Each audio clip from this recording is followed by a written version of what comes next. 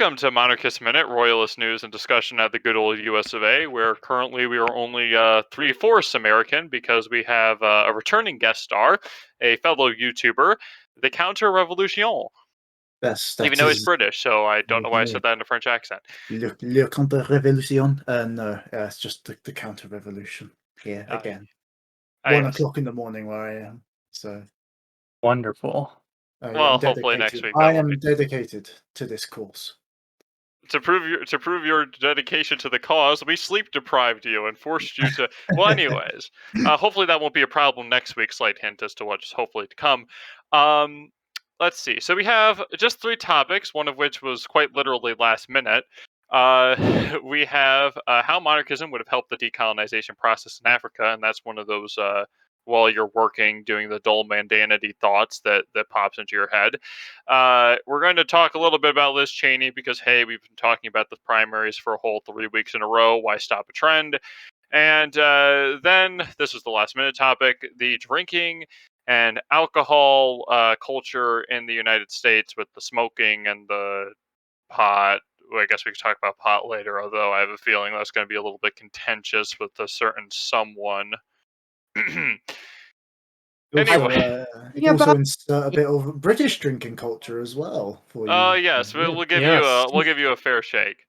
Yes. Do you guys have shakes over there, or do you have your ice cream warm? Like you have do you like your beer? My beer warm.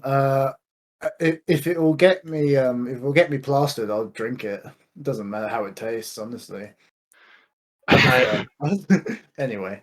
I prefer drinking my beer aesthetically, so I like my Beerstein. That's beautifully painted with a Bavarian We'll get to that topic. We'll get to that topic. Yeah, we'll get to that later. Although my grandpa did have some beautiful German beer steins when he was over there, I think.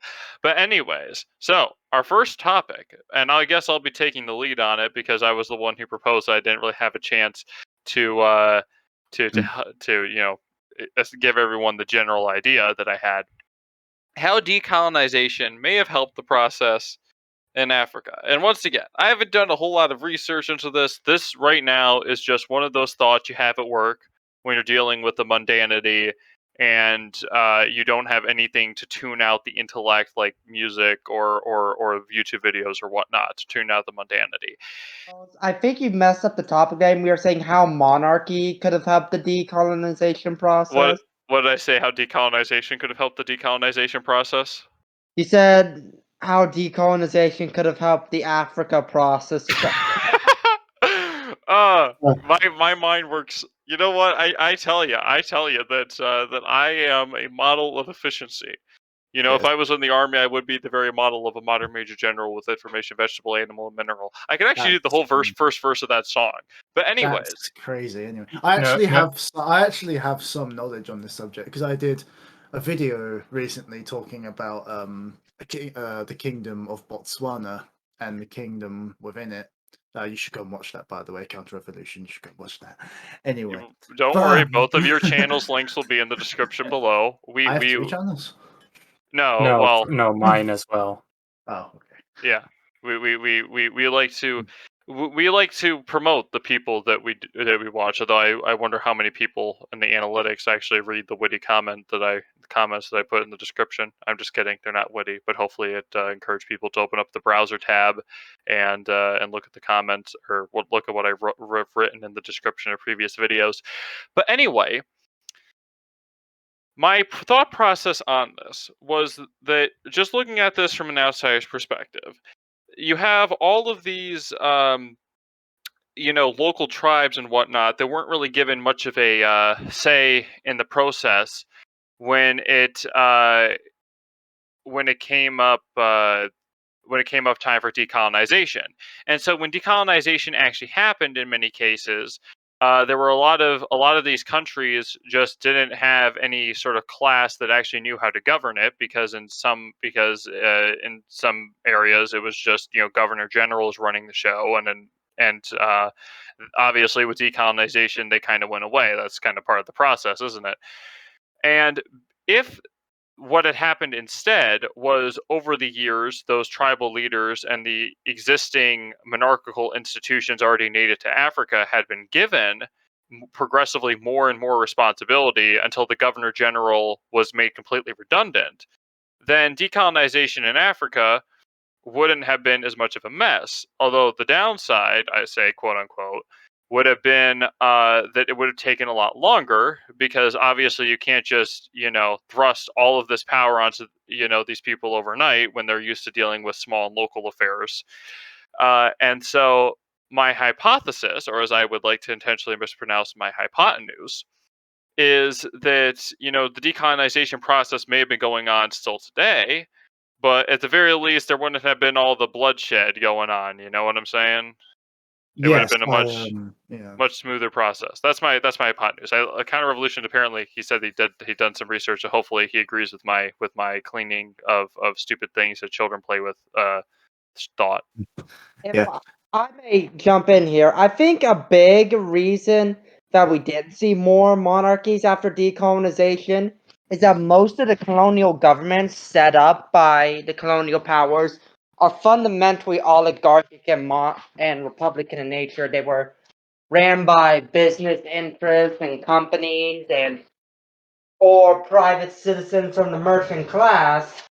And so they lacked the nobility that would have created new monarchies, while also destroying the local tribal nobilities that were indigenous to the region. The one example being the Zulu Kingdom of South Africa. But they Yes, did get to make a movie. Yeah. They actually have multiple movies. Like it's actually a series that few people know about. Oh, yeah, I just know the really one. good film as well. I watched that movie, but I can't find it anywhere. Well, yeah, You can actually purchase the actual physical disc on It's like called Rorke's Amazon or Drift. something. Or you can Mm. pirate it, of course, which I'm Or not you- advocating for piracy, but I am wink wink nudge nudge. Monarchist of America does not condone illegal activity of any variety, assuming that its activity, that said illegal activity is actually moral. If it's actually moral, then go ahead and do it all you want. If it's setting up a fake government that has a crown at the top, then we're in full support of that. A kingdom of Liberland. But anyways, no. Sounds cringe. I don't know. I just threw out My a kingdom name of a must random micronation I know. Isn't that somewhere in Eastern Europe or something? I don't know, but my kingdom must be based. It has to be. Mm-hmm. If it's not like Bavaria or like the Shire, I will be disappointed. Well, unfortunately, with the acreage I have to deal with, it would just be the only way you could have it be the Shire if it was in 1/72nd scale. Or in the Lord of the Rings. But anyways, I believe the counter revolution was going to have some thought or something. Yes. So when it comes to how I'm in total agreement that monarchism would have definitely made the transition of decolonization in Africa a lot more peaceful, because during the decolonization period we saw all kind of horrors committed by Republican governments, such as the Rwandan genocide. We had Robert Mugabe's rule and all that, and it's interesting because the borders are set up, the borders are drawn by Europeans. Like, they are designed in a way that they will constantly be fighting each other. And I'm normally quite an advocate for European imperialism. Don't actually quote me on that. But what happened in Africa, the decolonization of Africa, just went downhill after that. So if the Europeans established the borders around the traditional African kingdoms there, then it would be a lot more stable region, I feel, because they have all their cultures set up already, and they already have their cultural leaders, and from that they can build actual governance. I looked this up right now. So take Madagascar, for example. Madagascar was a kingdom since from 1540 to 1897, until it fell under French colonial rule. So that's just under 400 years of a single monarchy and a stable, peaceful kingdom. shortly after its independence from French rule in 1958, it went through 4 republics in 50 years, similar to how France went. So it just stands the testament to how insufficient the republican system truly is. And if you take another example, so Botswana, for example, is an area I studied for the video I did. So in Botswana, it has actually had 2 presidents that were originally part of the royal family that ruled there. And to me, that shows me that only royals can really run a country properly because they know how to stabilize. And Botswana now, thanks to its royal roots, is now the fastest growing economy in Africa. So I surrender my time to the floor. Yes, I mean that also happened in Bulgaria after the collapse of the Eastern Bloc, where you saw the last Tsar, which he ruled while he was a child, but he got elected as prime minister of Bulgaria for a period of time. But Yes, exactly. He didn't push for a referendum because he thought that would be astroturfing, like the return of the monarchy. And if I remember correctly, he wasn't that successful of a prime minister when he did serve as head of government either. Well, that's because a monarch is not supposed to be a head of government. He's supposed to be a head of state, which is 2 fundamentally opposed positions. But back to Africa, let's also look at one of the most successful nations in Africa is, of course, Ethiopia, which was formerly a monarchy and only lost its monarchy recently. And Yes. as soon as it did lose its monarchy, it crashed into the ground and burned. Exactly. It is currently in a civil war right now, thanks to its vile communist governance. Restore the Solomonic dynasty. Exactly. The Solomonic dynasty ruled there from before Europeans even knew what Africa was till 1974. Like it's an incredible amount of time to be ruled under one supposed dynasty, grant you. And it just goes to show how much republicanism can just destroy a nation's culture and heritage just like that. Yes. So yes. So yes, so in the matter of decolonization of Africa, it could have definitely happened better. And well, most certainly could have happened better. Because take Morocco, for example. It and Eswatini are the only monarchies remaining in Africa that actually are monarchical governments. And they're relatively stable places, except Eswatini, that's going for a bit of problems right now. But Morocco is one of the most stable states in Africa. And honestly, I'm surprised that not many other African nations are pushing for the return of a monarchical system. But once Republicans get in charge, they tend to find sneaky little ways of staying in charge. Mm-hmm. It's always interesting as an outsider looking in because Lesotho as well is also a monarchy. Oh, it's always interesting as an outsider looking in to, when occasionally the media glances at Africa, which is normally when there's an election that's going to be rigged pops up. So, we probably don't hear about, I mean, the media isn't going to report on the any positive things happening in this country, like, charity distributes, gets 200 people out of homeless and being homeless in single month. Obviously nobody's going to report on that, but obviously nothing positive is going to come out of Africa if nothing positive is reported at home. But it's just seeing how all these governments, and I can't remember which country, but a few months ago one government was overthrown by a coup, and the former president and all these presidents and all these votes, and if you don't, one guy lost 3 elections and he won his 4th one with the very persuasive argument of, if you don't vote for me, I'm going to kill everyone. Not surprisingly, he got elected. It's either the Philippines or Myanmar. I'm thinking it's the Philippines. Yeah, I mean, no, I mean it's yeah, no. Just looking at modern Africa. Okay, I know we always like to focus on the borders, and yes, the borders cause a lot of problem, but in a small amount of fairness to the Europeans, who originally drew those borders, they probably thought they were going to be there a while. Yeah, You know, in they their probably defense, they didn't probably plan on leaving ever. I don't think the yeah, people in the Berlin conference were planning on packing up and going home at one point. yeah. Yeah, I don't I, think that was the intent. yeah. I guess you could. I guess you could grant them that, but I still, I still blame the powers that be for establishing crooked republics in the places of tribal monarchies that had existed since the dawn of civilization itself. Yeah, I mean that whole thing is especially sad, especially given you think that no offense here, but you think that the British would have been a little more conducive to allowing these. You'd really think. You'd think the UK would be like, we're a kingdom. Maybe we should have more kingdoms.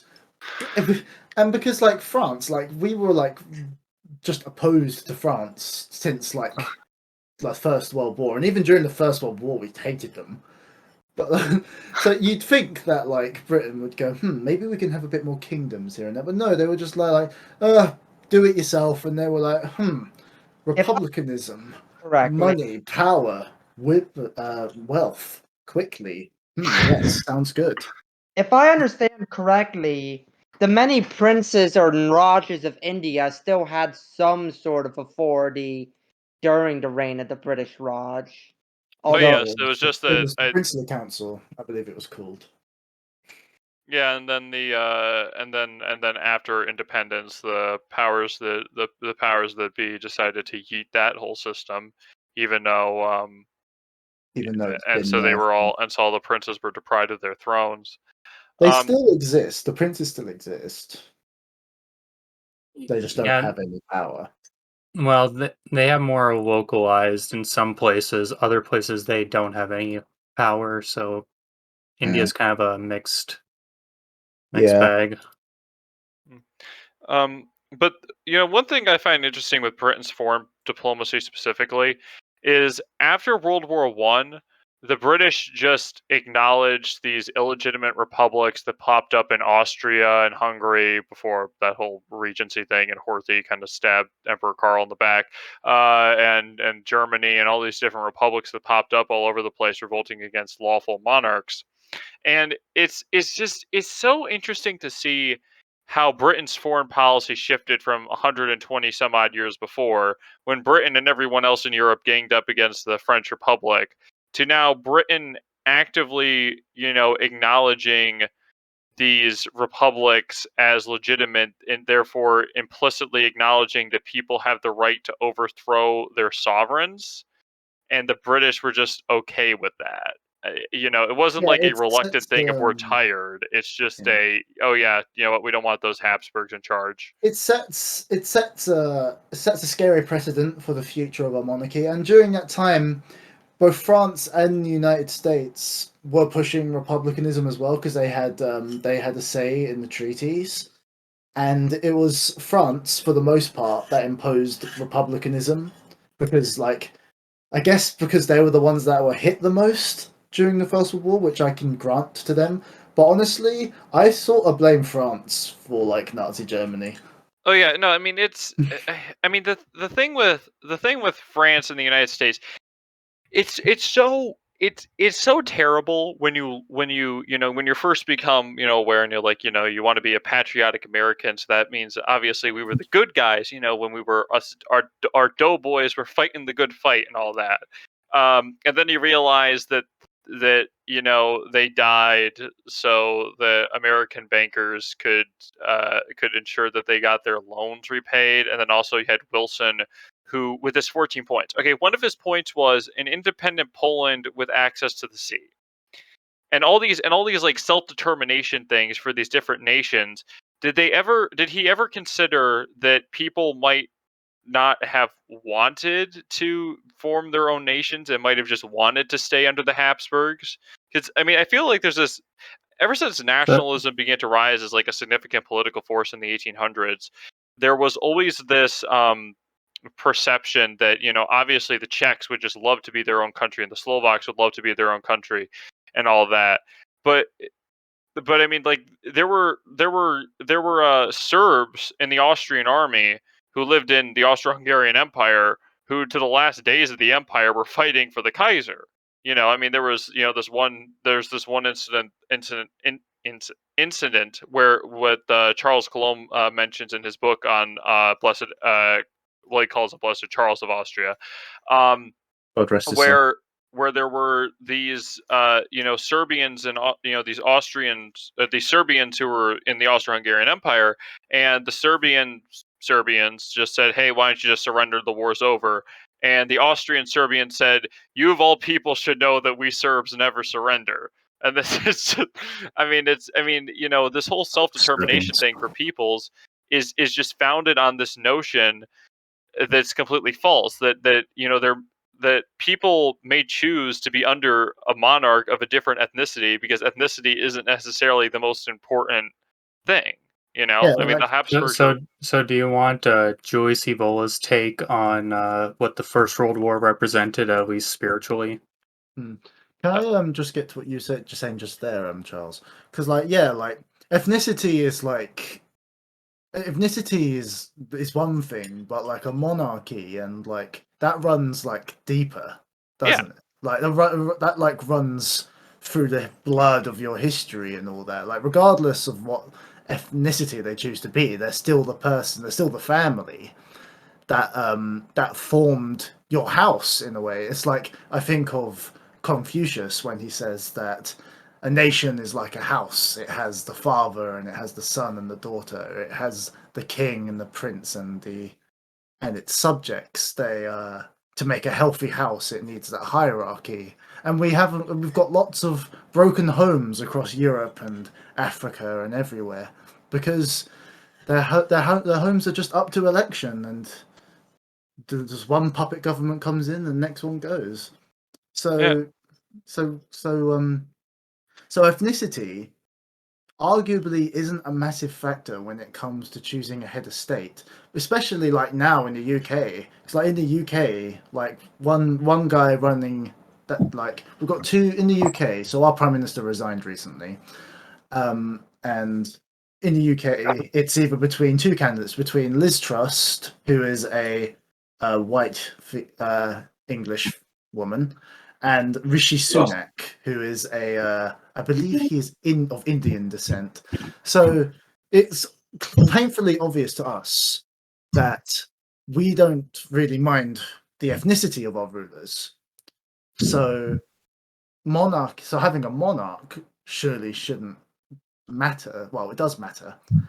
I'm trying to figure out where I'm going with Well, this. I mean, it's that a Stewart, who was Scottish through and through, could rule in London. Yeah.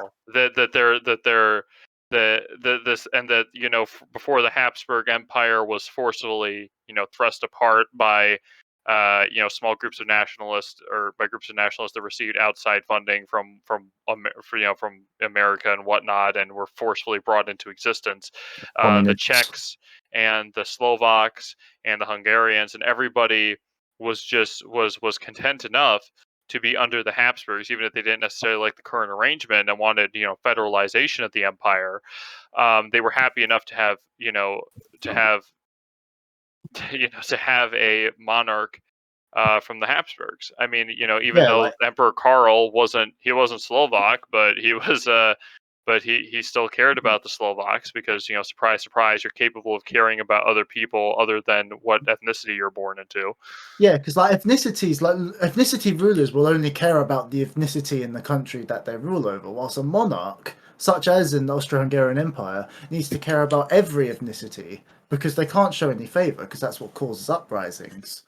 Yeah, and and that's also another thing too that we discussed partly in the episode that we did commemorating, or not commemorating, acknowledging the death of King Louis XVI, the murder of King Louis XVI, rather. Yes. The republics, by their nature, breed a monoculture, and they because they have to have one culture be dominant. It's why the French Louisianan culture that was here would have had to have been stamped out, and why, and an independent, and the Spanish and the Californios were eventually assimilated, or simply just outpopulated. Which is weird because Catholics, we Catholics typically have higher birth rates, but there were already so many rabbits. I think I've described it as once. Well, yeah. Well, no, I mean, so but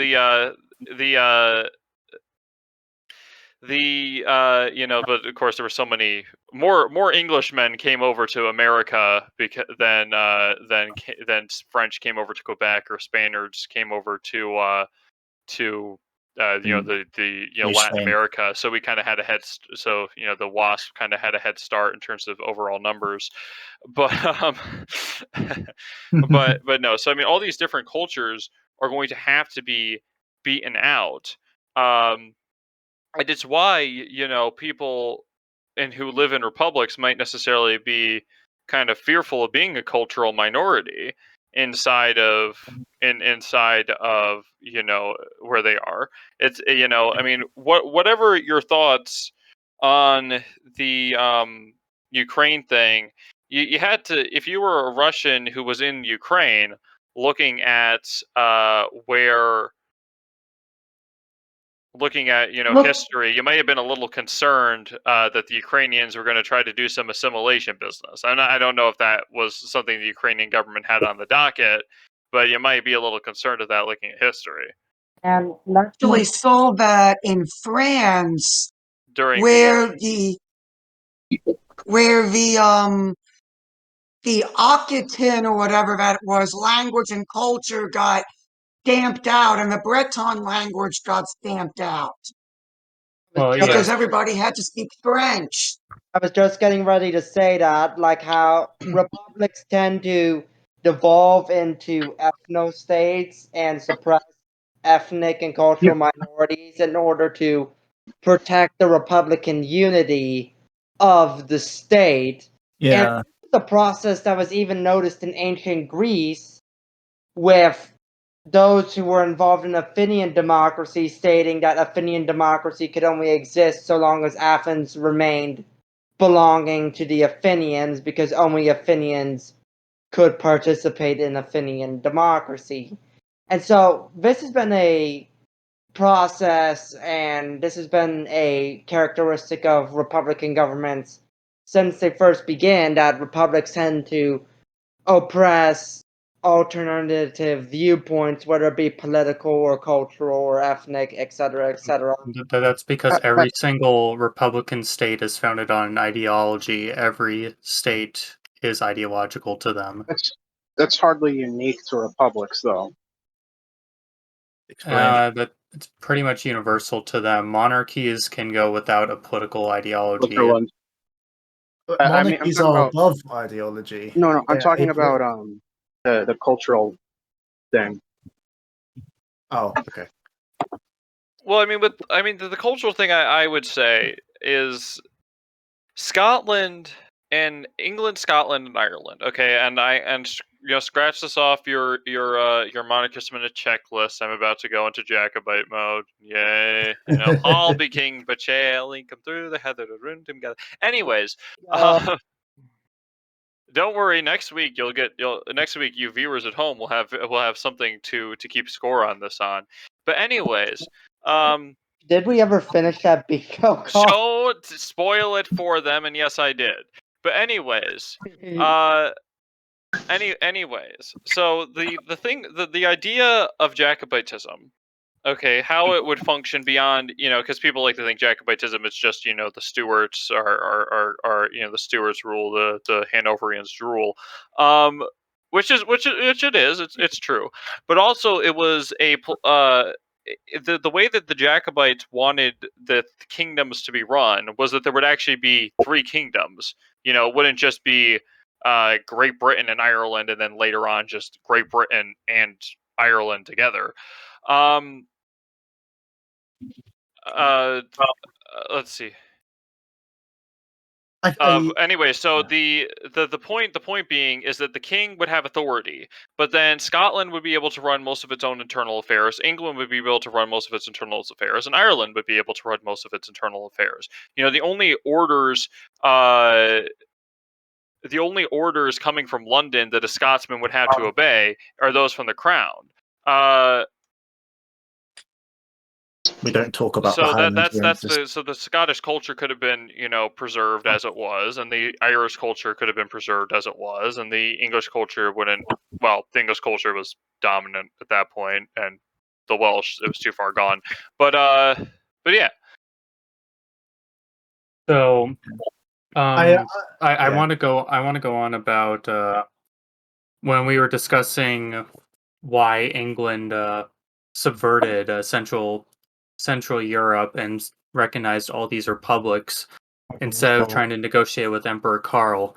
And this comes from Baron Julius Evola, an Italian philosopher, which he gets more into the spiritual aspect of things, not the materialistic reasoning. So this comes from one of his last chapters in Revolt Against the Modern World, called Nationalism and Collectivism. With World War I, the Russian Revolution, and World War II, the decisive events of the last age are ushered in. In 1914, the Central Empires still represented within the Western world a remainder of the feudal and aristocratic Europe. Despite the undeniable aspects of militaristic hegemonism and some questionable collusions with capitalism, especially in Wilhelm's Germany, the coalition against the Central Empires was expressly a coalition of the Third Estate, which that means the bourgeoisie, against the residual forces of the Second. The Second Estate is the warrior caste. It was a coalition of nationalisms and the great democracies, more or less inspired by the immortal principles of the French Revolution, which some people want to replicate on an international scale, and which fact did not prevent the humanitarian and patriotic ideologies from playing into the hands of the greedy and supremacistic forces of high finance, as few other times before. World War I displayed the traits of a conflict not between states and nations, but rather between ideologies of different castes. The immediate and willfully pursued results of this war were the destruction of the German monarchy and Catholic Austria. The indirect results were the collapse of the Tsar's empire, the communist revolution, and the establishment of Europe of a socio-political situation that was so chaotic and contradictory as to contain all the premises of a new conflagration. I highly recommend everybody read that book, Revolt Against the Modern World. He does have some anti-Christian takes, but if you can look past that, it is otherwise a really good work. Is he like a quasi-fascist himself? He was a capital T traditionalist, Baron Julius Evola. He kind of, I think that the popular popular way of associating fascism and National Socialism as totally the same thing, guys. Don't look into it. Just trust me, it's like totally the same thing. And it's like a form of it. No. I mean, no. It's not. National Socialism evolved out of old German socialism, because, you know, combining racism with or anti-Semitism with socialism wasn't something that Hitler was the first to. I mean, for crying out loud, if you read some of Karl Marx's writings, he even has some. You should see what term he uses to describe Jews. Racism with socialism sounding a lot like the modern left wing. I get what you mean, but I mean it's like saying socialism with Chinese characteristics isn't Marxism because it's just Chinese. Like no. I mean, no. I'm saying that what I'm saying is that is that fascism and National Socialisms are more cousins, not direct outgrowths of each other. Fascism evolved from evolved from Socialism. syndicalism with an added philosophy of actualism and the whole, nationalism thing. And whereas and syndicalism, if I'm correct me if I'm wrong, was started as a spur off of orthodox communism, whereas National Socialism came from, among other things, old German socialism, which was, part of Marx's original, ideas there. So fascism and National Socialism are cousins on the crazy political family tree. If I may, syndicalism is old school communism. For the Russian Revolution, the idea of how a communist revolution would occur is that once enough workers became unionized in a state, then all the unions in a nation could go on a general strike and basically hold the nation hostage to force a revolution. This was the idea and the goal of syndicalism, and that's why it's called syndicalism, because it was based off of the old term for workers' union or Syndicate. guild, which is syndicate. And at this point in communism, Marxist history, the idea of a quote unquote formal communist party doesn't exist. The idea of a formal communist party didn't happen until Leninism came about, and that idea was basically the point of a formal communist party and communist state was supposed to be to guard the revolution after the failures of syndicalist uprisings to actually maintain momentum. Anyway, Well, that's great, but I feel as if we were talking about monarchism in Africa. Well, Yeah. Well, Yeah, so let's get back to the actual Well, topic at Or hand shall we here. move on to the next topic? Well, it depends on whether or not everyone has had their piece on the whole issue. I mean, if the topic goes in different directions, I wasn't even here. Well, I wasn't even here when we started the topic of monarchy in Africa. I wasn't even neither was here. Koshin. So. I guess we just move on then. Well, no, we got it. Well, we'll see if Koshin or Victor has any thoughts on that before we move on. By the way, Koshin and Victor are here now. Yay! Are we done with the whole cultural thing? Oh no, you can talk about that. You can talk about anything we've been talking about. Yeah, podcast, man. Okay, because my main thing. Well, I mean, regarding Africa, I guess I was curious what you guys thought about. I'm from my understanding, there's still some like non-governmental monarchies around. Like the Zulus still consider their king to be an actual king, even though he's not in charge of anything. I did some research there. They're called constituent monarchies. Okay.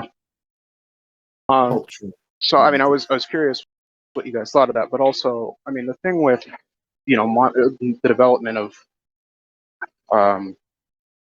like a monoculture in a sense, or moving in that direction. That's not exactly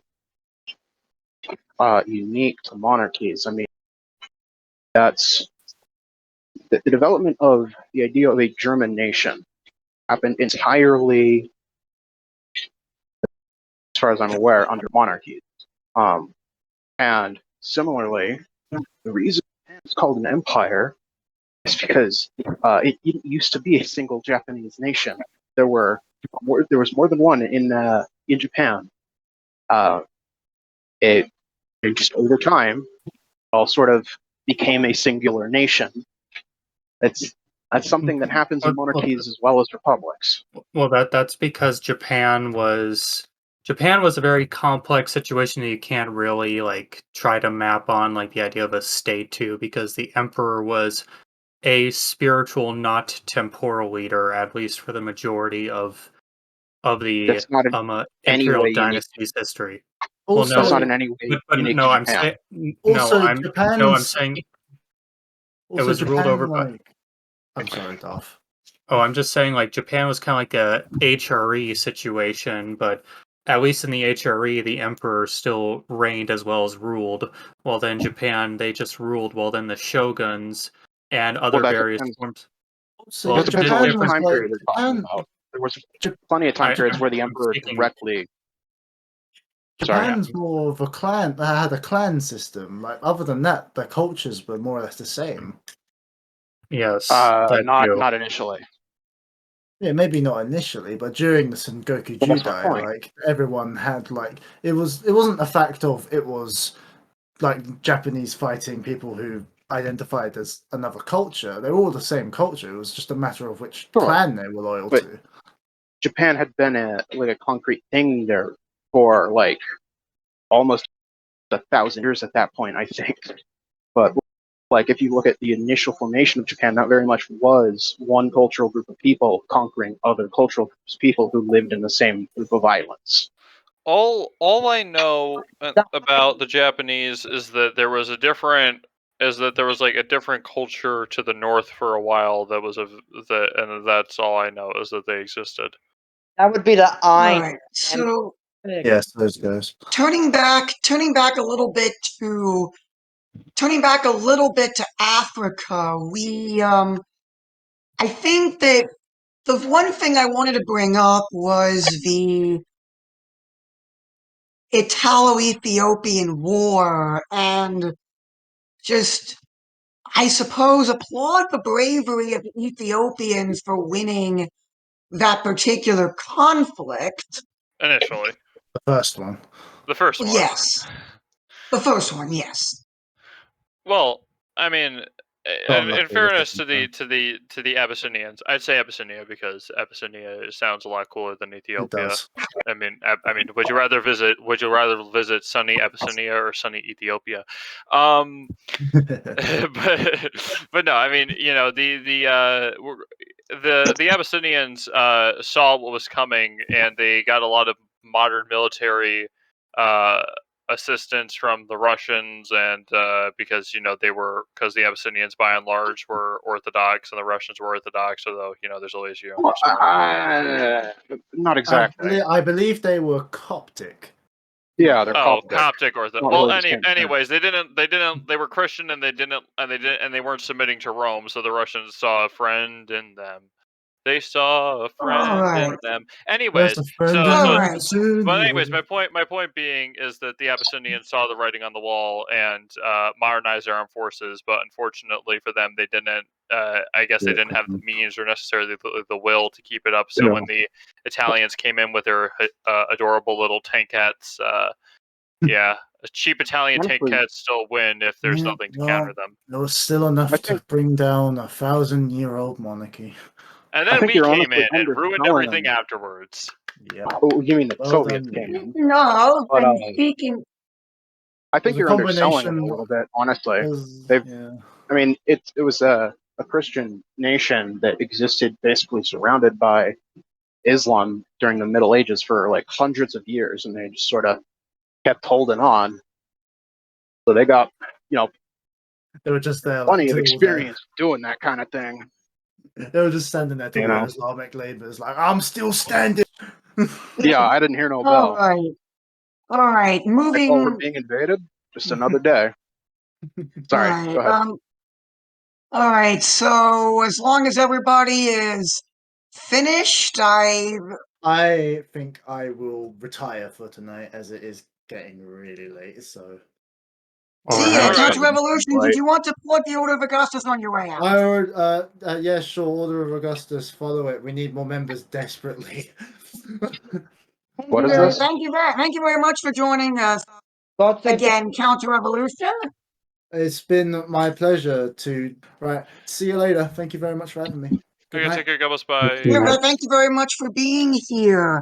And so, There are 5. next up, Uh, we will discuss the primaries, if there are no objections. The what? well, really, we're just gonna. Really, we don't want to talk about that much. All we're gonna do is talk about Liz Cheney a little bit and then move on. Well, was there's also something else that we should probably talk about in Alaska, too. Well, another. Because, in Alaska, the two Republican, because they now have ranked choice voting and an open primary in Alaska, the two Republican candidates, Lisa Murkowski, a moderate Republican, and her challenger, Kelly I should know what her name is by now. I apologize. Got the top 2 spots in the open primary. Therefore, it will be Republican versus Republican in the general election for the Alaska Senate seat. I guess that's interesting. Wait, But yeah. That's basically what I happens mean, in California every year. yeah, There's always Democrats in charge of California. really, Yeah, really, in my opinion, that kind of like ranked choice primary thing, like primaries are supposed to be like unofficial things for the parties to work out who they want to sponsor. If you're doing this like ranked choice thing, the only reason anybody's going to push for it, any party's going to push for it, is because they're going to push for it that they basically dominate, and they're going to do it so that whoever wins the primary, both people are going to be their party. yeah. Well, It's a reinforcement of the party system. Yeah, it it is. is. It is also a rebuke of Trump because all of the Democrats that would have voted for a Democrat candidate are going to vote for Murkowski because she is not endorsed by Trump. Well, I mean, I guess that's just a side effect, and of course, Murkowski. All I know about Murkowski is what I learned today, and that is she is the one the Democrats go to when the Republicans only have a slim majority and they need a Republican to turncoat. So that's all I know about her. And honestly, Now Alaska, for I don't care about because they're a frozen wasteland, and you are until lucky that Aiden Halberg is not here right now. well, yeah, I know. Okay, okay. It's not that I don't care about Alaska. They're a part of this union. I care about them as much as I care about any other part of this country. It's just that if it wasn't for the fact that we had a Senate, which please don't get rid of the Senate or make it a proportional body. Please don't make the Senate a proportional body. It's just that Alaska would kind of be irrelevant because their population is about 2 and a husky. Um, that's that I don't know. I And mean, it's a now, beautiful place, but and and now for, sorry for cutting you off, and now for a primary main event of the evening. The last person, the last Republican that was up for primary that voted to impeach President Trump has officially been voted out of her Senate seat. Liz Cheney has lost the Wyoming Republican primary for U.S. Senate. Blackwatch. yeah, Excuse this me, was House hardly seat. surprising. This is Excuse hard. me, House seat. Sorry. Thank you, Joe. It was a House seat. Okay, well, this is hardly surprising. All I can say is that as somebody who it's weird because on the one hand I know the Republican Party is never going to be able to save America because at best they just want to go back to an earlier stage of liberalism that kind of worked in the moment, like 1950s America, but at worst they just care about making the money and whatnot. But the Republican Party is never going to save America, but at the same time, I don't want these. I'm not an accelerationist. I don't want a bunch of people who are going to speed up the process of destroying this country to get elected because degenerate policy bad, and also a bunch of people dying in riots and potential civil war bad. So let's not vote crazy. Well, not crazy, but let's not vote people like Liz Cheney into power who push for these kind of like weird policies that everyone 50 years ago would have said, "What the heck are you doing?" But yeah, no, I mean it's not surprising. I don't. It's a victory in the short term at least because it means that hopefully, a slightly saner. I say saner, but I say saner in the context of the American experience. A saner Republican will win that House seat, and everything's gonna be all right. And also, question. Okay, I think I know the answer to this. Is Liz Cheney related to the former Vice President Cheney? Yes. Okay. So I only had that. She is, I believe, his daughter. Okay, I only learned that. That means she really needs to go now. Wait, didn't Cheney accidentally shoot someone on a hunting trip, or am I thinking of someone else? Yeah, that was him. Accident in big air quotes. All okay. All I know is that it kind of sunk his career, his presidential run before it went into office. Although that didn't stop. Which president was it that or maybe it was actually a vice president. He was overseeing a spelling bee, and this kid got the answer right. But he was so confident in himself that he told the kid he was wrong and then spelled the incorrect spelling on the blackboard. Or I mean the chalkboard. Like that's just the kinds of things you remember in the in AP Gov. But anyways, yeah. So Liz Cheney gone, Jose. We didn't want her to get elected anyway. Some Hooray! have been talking about how she might run for presidency in 2024, and all I have, if she couldn't win her Yuck.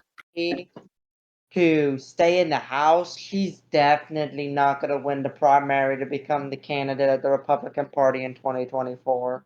I don't think that any single what the Trumpsters are calling rhino. I don't think that any one of the old guard Republicans could. It's interesting to see who if Trump is actually going to run again. Which, if I were a betting man, I would say he probably is. Unless of course they chump some felony charges against him.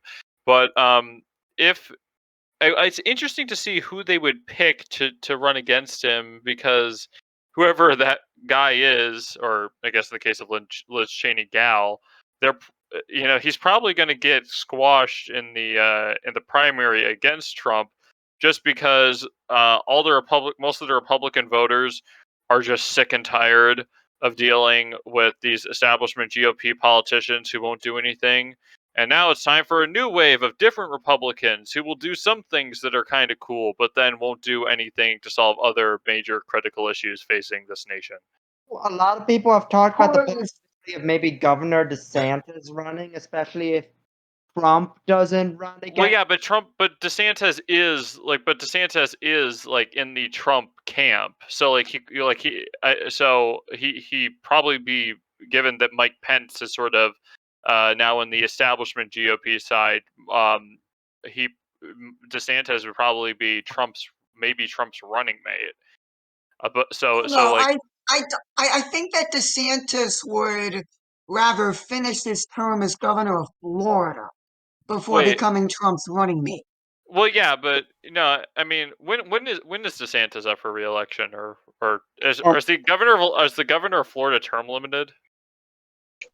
I don't know. Some states have term limits, others don't. I don't know Florida off the top of my head. But in states like North Dakota, like they limit it to 3. I think that's also in Montana as well. They limit it to 3. That's like the typical limit that they put on governors, unless there's just no limit at all. It's interesting that it's 3 on the state levels where they have it, as opposed to 2 on the federal. Which, don't get me wrong, 2 on the federal is given. We don't want another. Oh wait, Will's here. I can't say that. Yeah, nobody wants another FDR except for some shills.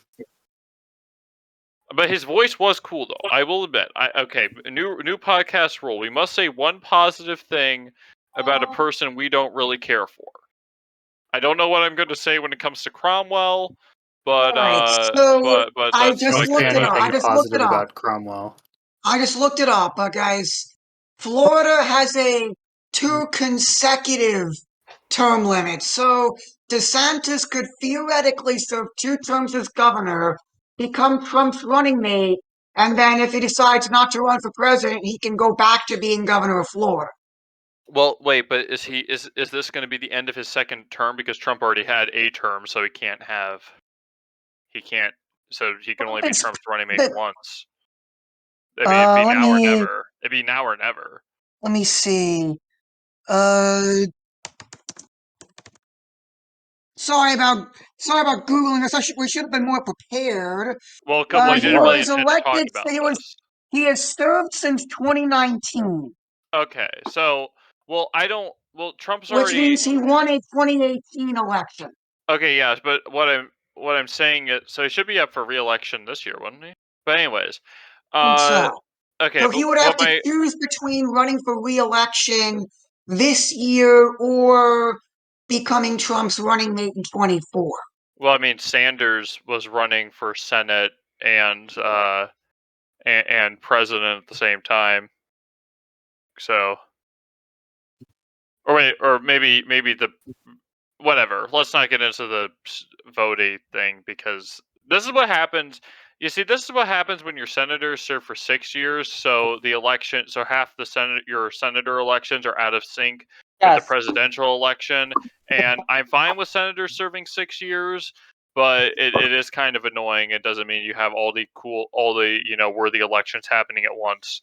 The most vile thing the founding fathers did was they didn't make our election terms multiples of 5. It angers me so much. Well, because 10 years kind of sounds like a lot. And also the whole point of the House of Representatives was just like it was supposed to be that you would get elected and then you would just go home. Like that was just the whole point. Like you would get elected, do your thing, not even be in Washington half the time, and then just go home to the farm or wherever. That was the point. So, Well, and I just got some information here from our friend Joe. Apparently, I'm waiting for him to give the citation, but according to him, the president and VP apparently can't be from the same state. And I Trump Yeah, has have but never declared heard that. And also, Trump's from New York, though. Yeah. he officially declared as a Florida resident. Okay, well, you just have to get a change of address form, and there you go. Yeah. I mean, I mean, that's a pretty. All I he mean, has when to you're do is someone move like back Trump to New York. owns, All he has to do is move back to New York. yeah, I mean, when you're someone who's as rich as Trump and have homes in multiple states, all you really need to do is file a change of address form, and There is no law in the book saying the vice president and the United States president cannot be from the same state. Yeah, I have never heard that in my life. Well, Okay, I have. thank you for that clarification there, Will. Sorry, Joe, but you are wrong. Well, I don't know. Maybe somewhere in the Constitution, the president or the vice president can't be from Virginia. Wait, who is? I don't remember reading that in the No, Constitution. yeah. Wait, who was Washington's first VP? John I think it was. Wait, John Adams. Wait, Adams wasn't from Virginia, was he? I have no No. idea. He's from No, Massachusetts. he was from Massachusetts. Yeah, wasn't No, he not from the Northeast? Massachusetts. Anything but Massachusetts. Also, isn't it weird how one of the most Puritan states is Massachusetts? Coincidence? I think it's named after a native tribe Well, yeah, or something. I know, but it's just funny how it was anglicized MASS and then the rest of it. Of So you course. see, the Puritans just can't help it. The soul is naturally Catholic. But anyways, but anyways, let's see. So yeah, let's see. The Liz Cheney. I mean, I don't know. DeSantis running as I think that he would probably want to run as Trump's. I don't know what he would want to do, whether or not he wants to run as Trump's potential running mate. But we don't. I mean, we still have a couple of years yet before the primaries start heating up in earnest. So, well, no, next year's when the primaries will start heating up in earnest. Honestly, I'd rather have DeSantis than Trump because DeSantis is significantly younger than Trump, and to be quite honest, we need some young blood in national politics in the U.S. I would be surprised if he doesn't run in 24. Or no, wait. Sorry, I would be surprised if he doesn't run after this upcoming election for president. Well, I mean, you mean in 28, or are we talking 24? 28. Yeah, man, I can't believe that the presidential election after this will be 28. I think I'll be eligible to run in 36. is when I'll be able to vote Charles York for president. I campaign on the promise of making my office obsolete. I'll fade away and classify myself as obsolete. Anyways, I don't know that. 22 years, I've seen one, two, three. I've seen 4 presidents, and that's 4 too many. Yeah, I was born under the Bush administration and the latter one, and then I saw Barack Obama. Not really great in hindsight. And then I saw the reign of the Donald, which, you know, for the memes, it was a great time.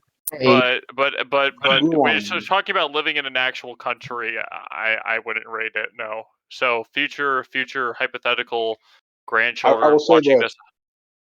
I will say this: the Trump presidency did a great amount to make people stop respecting politicians more than they should. I will concede that, and if it wasn't for the absolute chaos that resulted in someone like Trump that the Democrats get overly worked up about, and all these riots that would have resulted because of that. I mean, I might still be a little Republican, waving my Constitution around, and all that. You know, if it wasn't for the fact that I was seeing my country fall apart in real time. So I guess in that sense,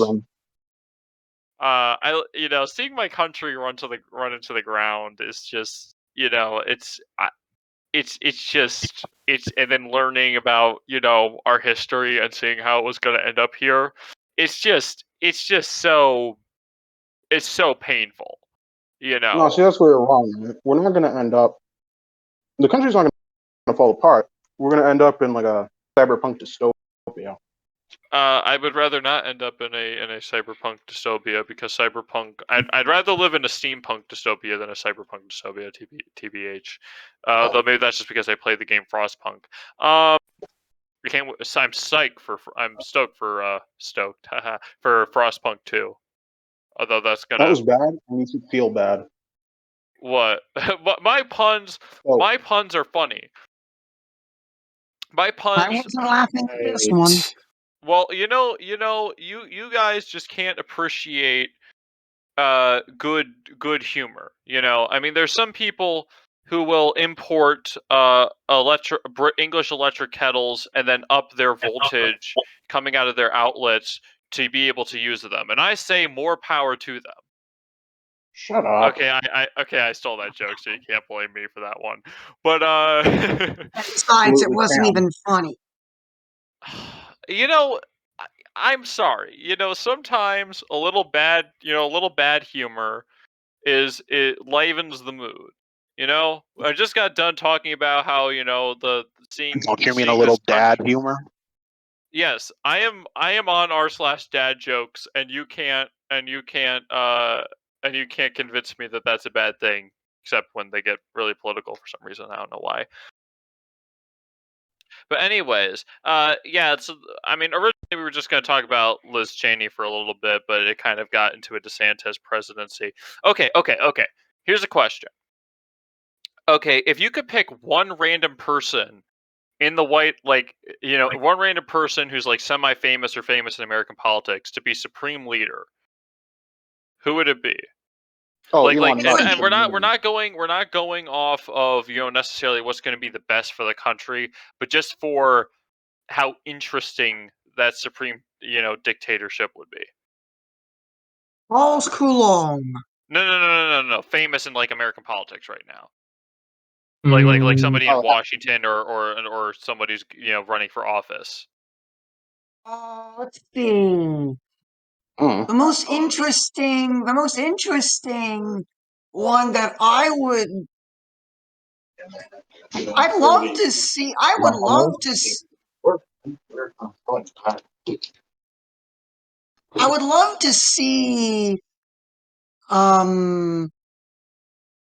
What's his name? Dan Cox. Who's he? Well, Maryland Republican candidate for governor. Oh. Okay. Actually, that reminded me to He write down a beat out the much more moderate Kelly Soules in the primary. Yes, you did not hear me incorrectly. A hardline conservative candidate won the Republican governor primary over a moderate Republican in the state of Maryland. Is this hardliner pro-life? Yes. I rate him. Anyways, let's see. But yeah, I mean, let's see. Who would I pick as a supreme leader because of interestingness?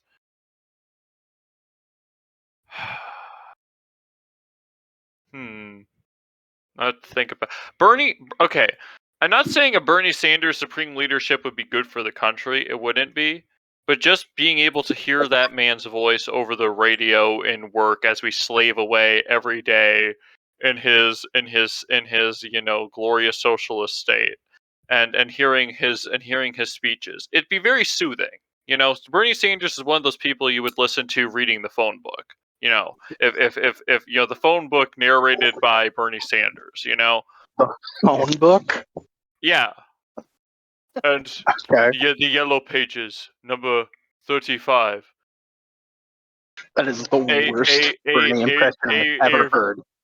A Varick air conditioning, 817-284-9917.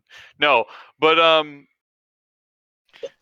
no, look, okay. Actually, did you know, fun fact, that there's an entire, I think, area code of fake phone numbers or not necessarily an area code, but there's an entire range of fake phone numbers which is why if you watch Becker, it will be like the same area code as like fake phone numbers out in California. There's just an entire reserved fake, because obviously you don't want, your phone number appearing in the show, and then having a bunch of people call up that number. It's like, yeah, you've reached Joe from Iowa. You were in Iowa. I know. Anyways, let's see. Okay, I'll let someone else think about who they want for supreme governor or supreme leader. Oh boy, this one's hard. I mean, my answer just wouldn't be that interesting. I'd probably pick General McChrystal, if anything. Who's General McChrystal? He was the leader of all U.S. forces in Afghanistan in 2004. He was and also he was later discharged by Obama because he made some anti-Obama statements saying that, well, essentially he would destroy the U.S. military if given total reign over it, which, yeah, he kind of did. This one.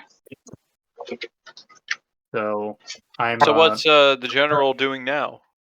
He's just writing books now and giving like talks. Like he's pretty much like a straight and narrow military officer. He kind of hates politics and he hates politicians.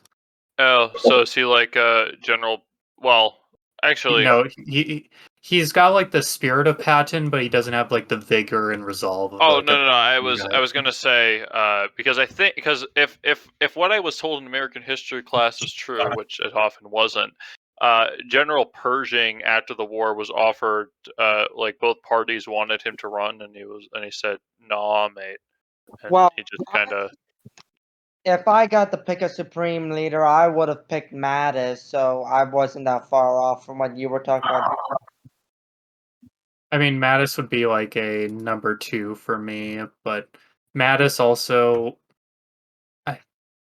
I just have mixed opinions about the man. Being in the military myself, he's very much a follow the rules all the time, and he's not really not up for spontaneous decision making. Oh, see, someone who would follow the field manuals to a T without ever making his own decision. Well, no, he wouldn't necessarily do that, but it's like he won't like question like a politician if they were to give him a directive. Directive? Let's see, I'm referencing all sorts of movies, aren't I? Okay. Can I change? Is it too late to change my answer to General Milley so that way the Chinese would know Yes. exactly what we're doing?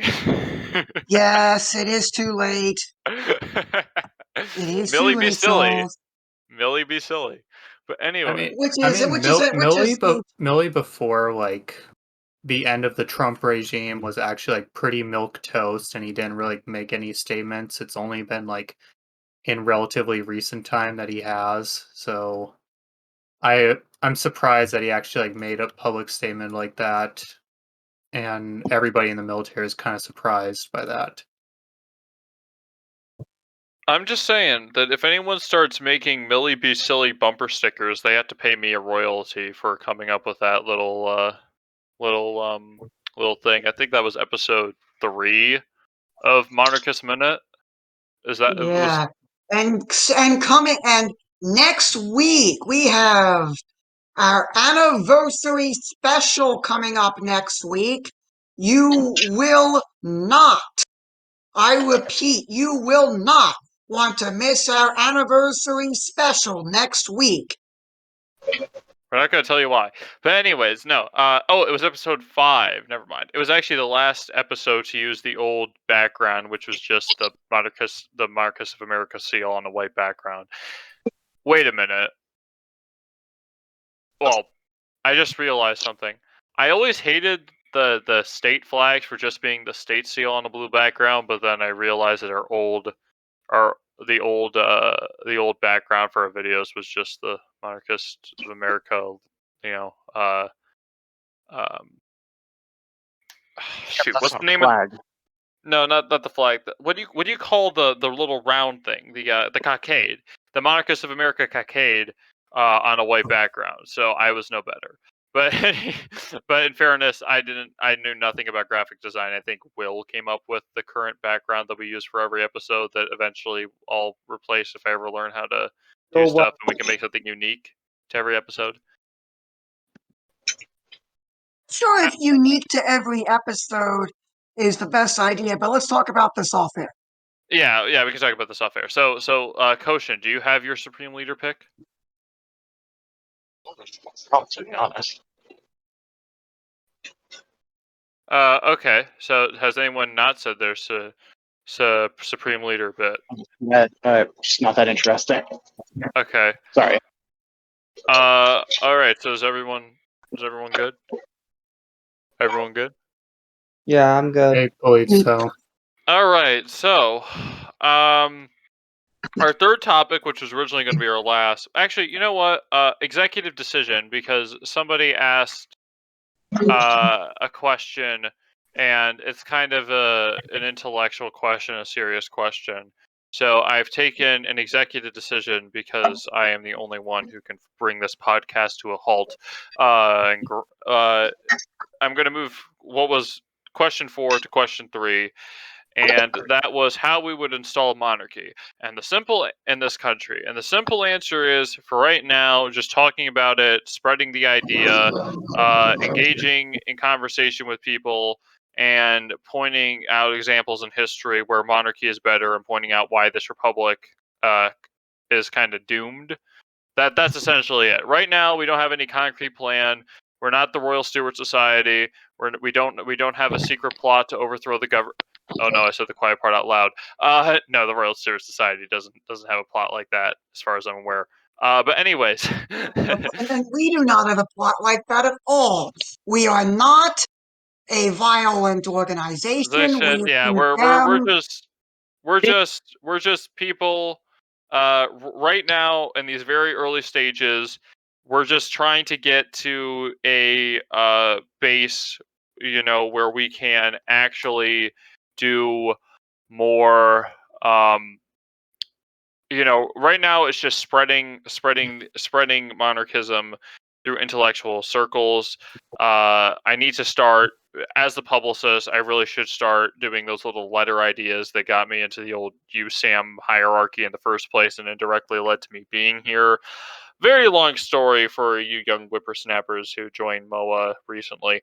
But anyways, yeah, so that's it's just talking about it and spreading it right now. I mean, if you put all the American monarchists together in one city, we could hold a decent, I guess, a small rally.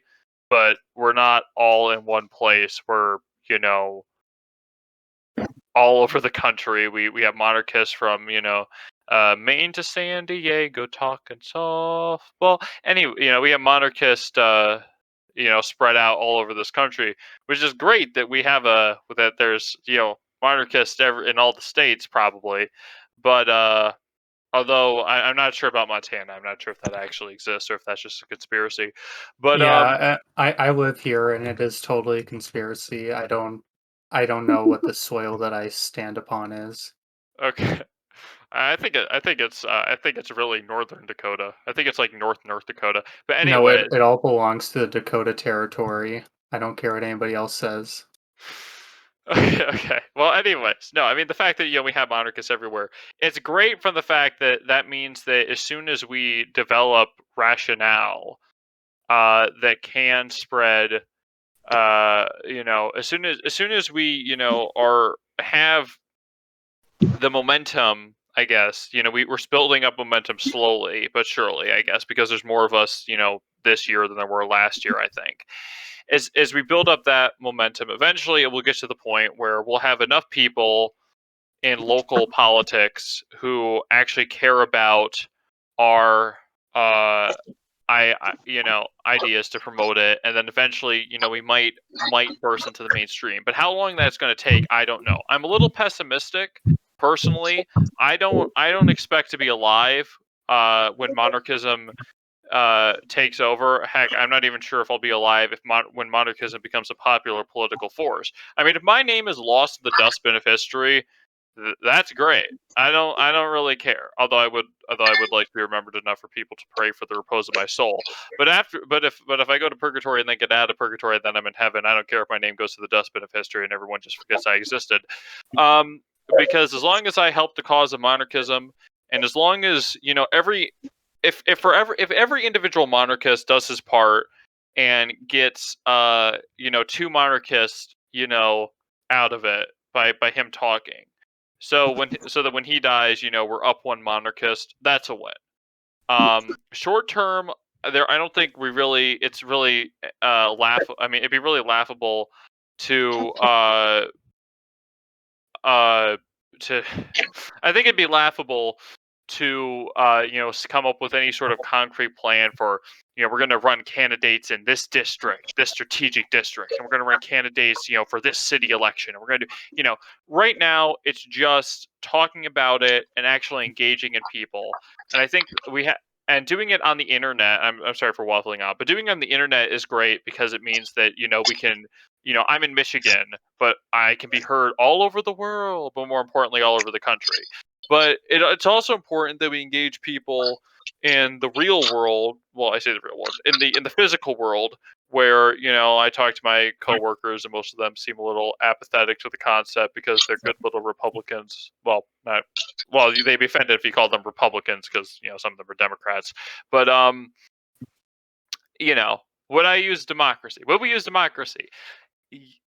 Yes, unless there was literally no other option, like America's already descended into a civil war. If it would ever come to violence, and right now, please don't descend into civil war because the American monarchist movement we would be a non-factor at that point. If it happened right now, we I don't think that unless there's just war theory, but I don't. But right now, I do not consider the use of arms as a way of taking over this country on the table. Like, and if it does come to blows, we won't have been the ones that shot first. That's all I will say is that we will not have been the ones that shot first. If it ever did come to blows, but we would use democracy only as a means to an end, because bloodshed, kind of not what we want here. We do not want we don't want a bunch of people to die. Yeah. Oh, how would we choose the king? You see, one of our audience members is just throwing all the questions. Currently, The selection process is that they have to be of a pre-existing noble house that has a historical connection to America. So be it the Stuarts or the Carlist or the Bourbon or whoever, and they can't. They could also just be of a prominent political family in the U.S., like with. Oh, okay. No. These are just monarchists of America requirements as they are. Personally, I'm not completely happy with them. I don't think anyone necessarily is completely happy with them. But right now, that's we find one person who meets the criteria of doing that, and if they are of a noble family like of the Bourbon, that individual would have to renounce any future claims to the throne of France or whatever. Well, why not have the Franco-American Union? I mean, it'd be a better idea than the Franco-British Union. But I'm just saying, I don't particularly like the requirements either, because as a Jacobite, I may want to see a future where you have a Kingdom of America, ruled over by the same King of England, Scotland, and Ireland, and Canada, and Australia, and all that. But anyways, glorious Jacobite Imperial Federation, merging Charles York, merging ideas. But anyways, yeah, no, I mean that's the selection process right now. It is subject to change. It's going to be changed. Probably. I don't think that it's going to. I don't know. It may not survive the month. It may not survive the year. I think that by the time Monarchists of America becomes an actual prominent political force that most people know exists, I don't. I don't think that it will that the selection process we have now will be the same, and I really hope it isn't the same, because personally I think that it's a little too open. But yeah, that's just me. Any other questions before we move on to fun topic? Do the Hohenzollerns count? I guess I would say that the Hohenzollerns count, because there's a lot of Germans who been here, part German myself, and unfortunately I Yes. found out. I would love to see a Hohenzollern monarchy. Let's make suppression plots happen. Yeah, no, I mean I did find out that on my mother's side, my maternal grandmother's side, that I do have ancestors from Hanover, which, me being a Jacobite, just makes me cringe. But I can't control who my ancestors are, so all I can say is bad great grandpa. You let the elector come over and beat and cast out the lawful king. Shame on you. But anyways, that's all I had to say, and I reserve comment. So yeah, no, I mean it's those are the questions. Is there another question? Oh, your final question. My only question is, why is it important that he has noble blood? Okay. Well, I mean, right answer is now, it's not. Well, I mean right now it's the requirements, whatever, are prominent family or somebody from noble blood.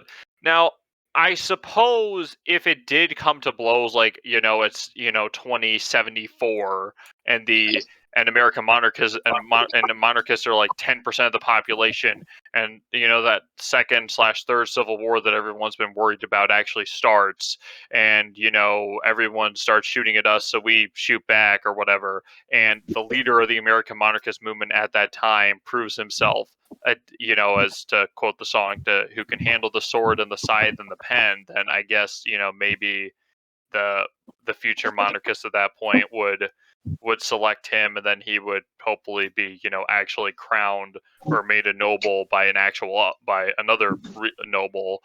But it's just because nobles do have a characteristic around them. I wouldn't say it's that commoners can show those traits. Well, the aristocrats also are born with the soul of an aristocrat, which is fundamentally different than a peasant's soul from a merchant's soul. And somebody can be born outside their caste with the soul of a different caste. So, like, I'm not saying it's exclusive, but you can tell in different peoples that it's just in their aura. and how they go about their lives and how they treat and view life. Um, that is pretty much a reflection of what type of soul that they have. That's also another thing that I recommend everybody read Revolt Against the Modern World for, because it gets into these ideas of like the different souls of the different castes. Yeah, I mean I think that's why. I mean, one of the things that we talk about as monarchists is that a noble is brought up, from birth, and obviously, there, I think that there is something to be said that, people who are born of aristocratic lineage, will have aristocratic characters themselves, but I think there's something to be said for that. But people, I think that America choosing a noble family also has another practical benefit. A pre-existing noble family also has another practical benefit, and it would be disconnecting us from that Republican past by saying yes. Um, he, by saying yes, the Republican past is over. We're done selecting people. Here's someone who's actually a noble that we, the people, didn't choose to be a Like noble. moi. Someone who was already pre-existing a noble. I don't think that's the way to go. Well, I mean, you can disagree, but I think that I think that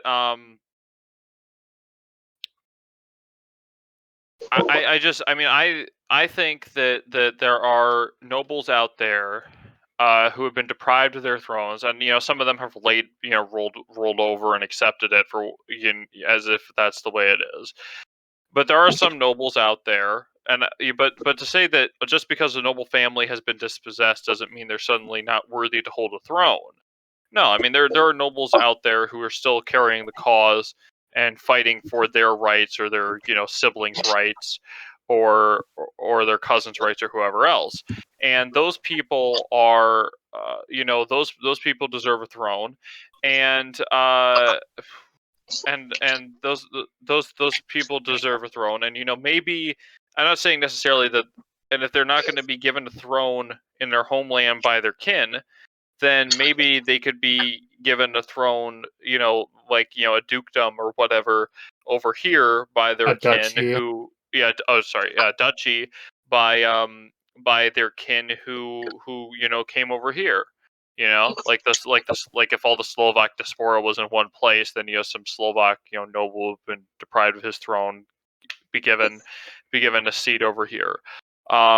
Because I mean, I'm not exactly a fan of when nobles do just roll over and accept those changes, but not the Habsburgs haven't just rolled over and said, well, the Republic in Austria is the way it is. No, the Habsburgs are still active, and they're, some of them, they want the throne back, they want the double eagle back, as I want the double eagle back, and the The Romanovs are still Austrian active. people even want the double eagle back. Like the Austrian Republic fears the Habsburg dynasty because they know how popular they are compared to how unpopular that they are.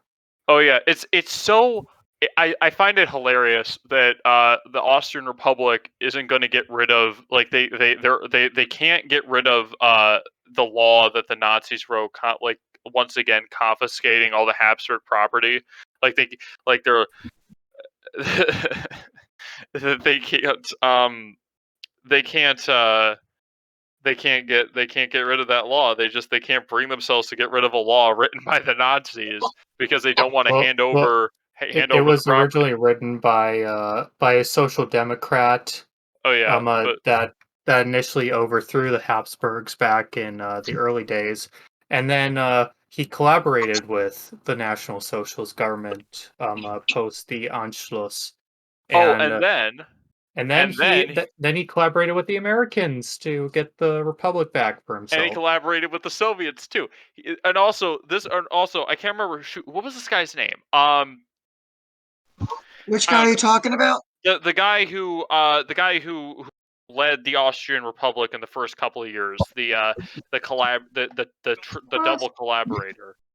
Are we talking Dolphus No, is it, no, no, or am I Adolphus. dreaming? Adolphus I was think it bait, was but no, not Adolphus, because Adolphus actually wanted to gradually restore the monarchy. So no, we're Huh. talking. whatever. Anyways, this guy, okay. So you know how the Nazis, they'll take their collaborators. The Nazis eventually got tired of this guy, and they were so eventually got so apathetic to him. They didn't send him to a political concentration camp. They didn't prop him up. They just kind of were like, "Hey, thanks for helping us get that Anschluss sign, boys and boy," and then just kind of love it. They were like, "That's Rainer, yeah, maybe." I don't know. I could look it up, but that would take effort, and I don't want to. I mean, I already dedicate, a couple hours of my week to this thing. Do I really want to go through and do the effort of typing a simple Google question? This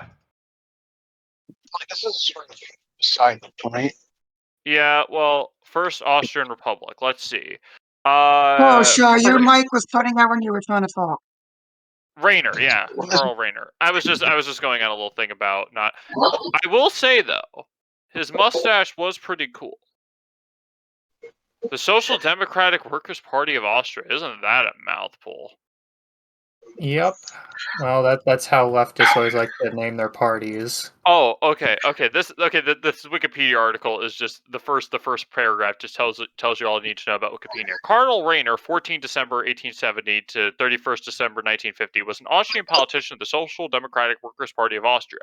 He is often referred to as the father of the Republic because he led the first government of German Austria and the first Austrian Republic in 1919 and 1920, and was once again decisive in establishing the present Second Republic after the fall of Nazi Germany in 1945, becoming its first president after World War II and fourth overall.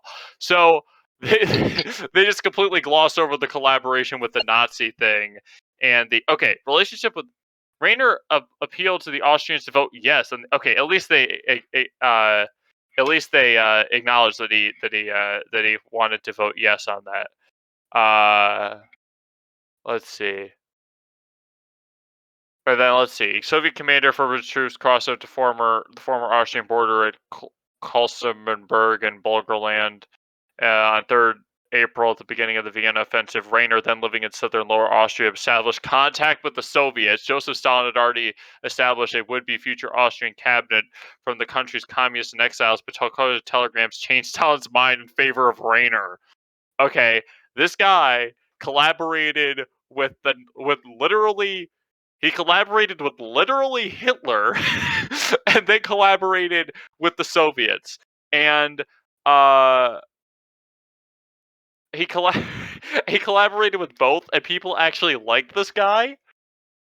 Yes, that's all of world history right there. Is just contradictory men after contradictory men. So, well, and also like he's a leftist, so don't expect actual principles.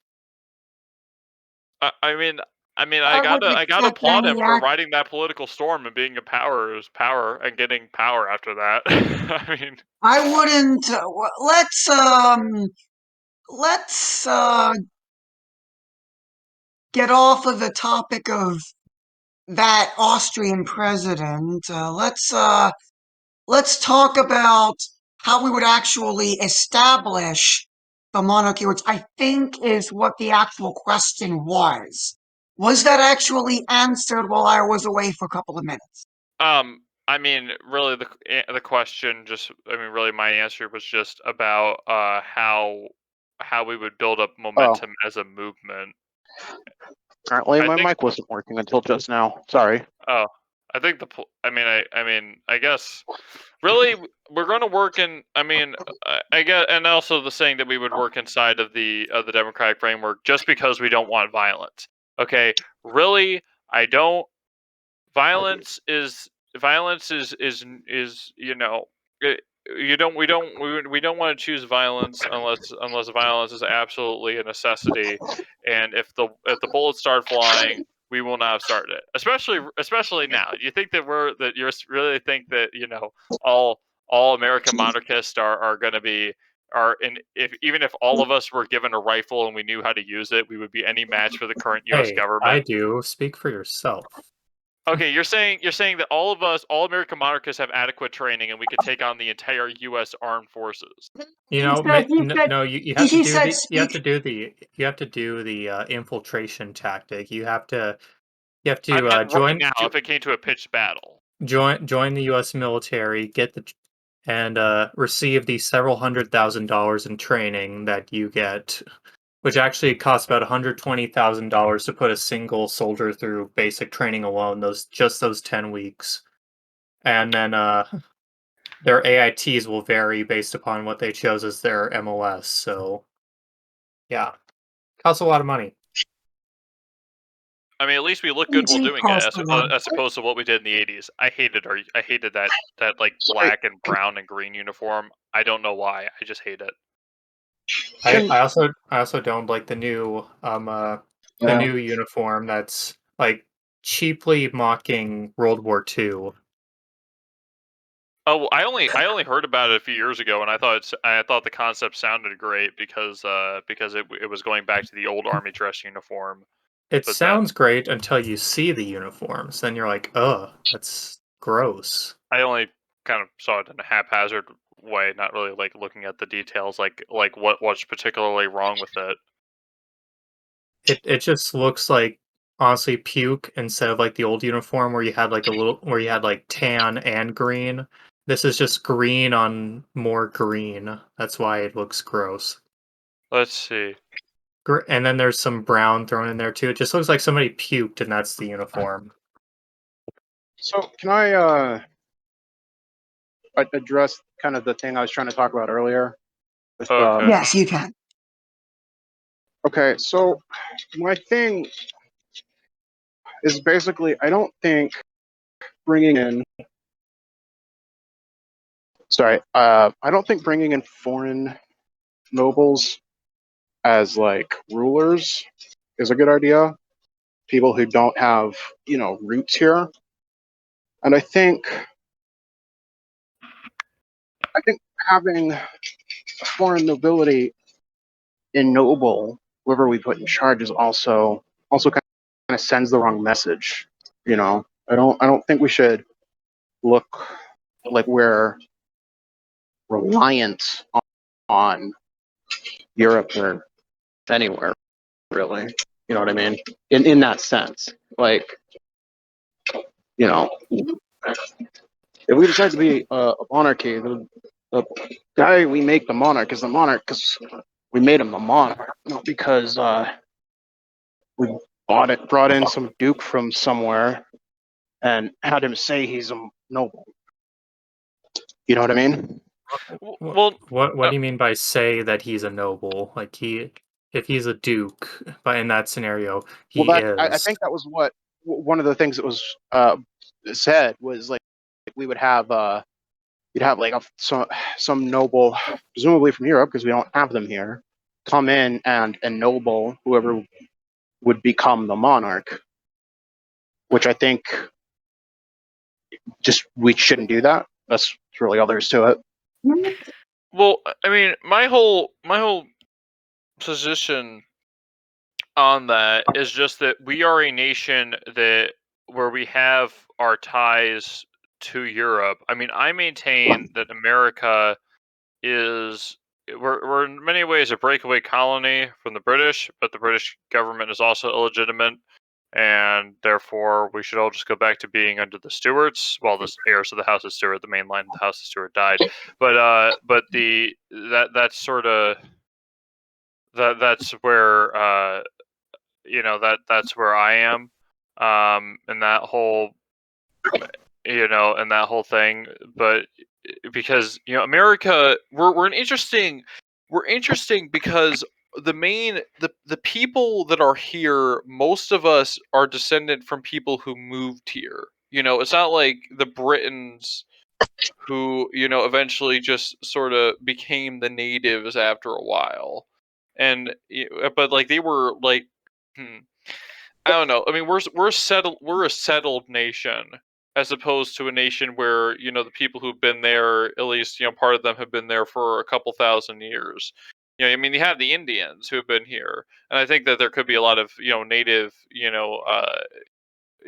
like Indian nobles if the Indians, were allowed to restore their tribal systems as and get rid of the National Indian Reorganization Act or whatever it was called of 1934.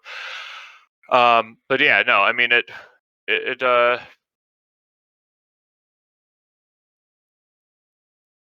yeah. Yeah, so that I just think that because we're a nation with such deep ties to Europe that we can have some nobles over from Europe because we have Germans, so why not Sorry, my my microphone stopped working again. Okay. I was wondering. Sorry, I don't think the average person feels that way anymore. It's been several generations since the country was founded. 200, over 200 years.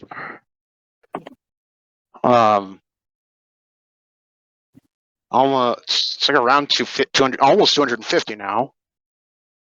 Yeah, I mean, well, no, I mean, yeah, but at the same time, the the I think that would be legitimizing the American Republic in the sense because Right.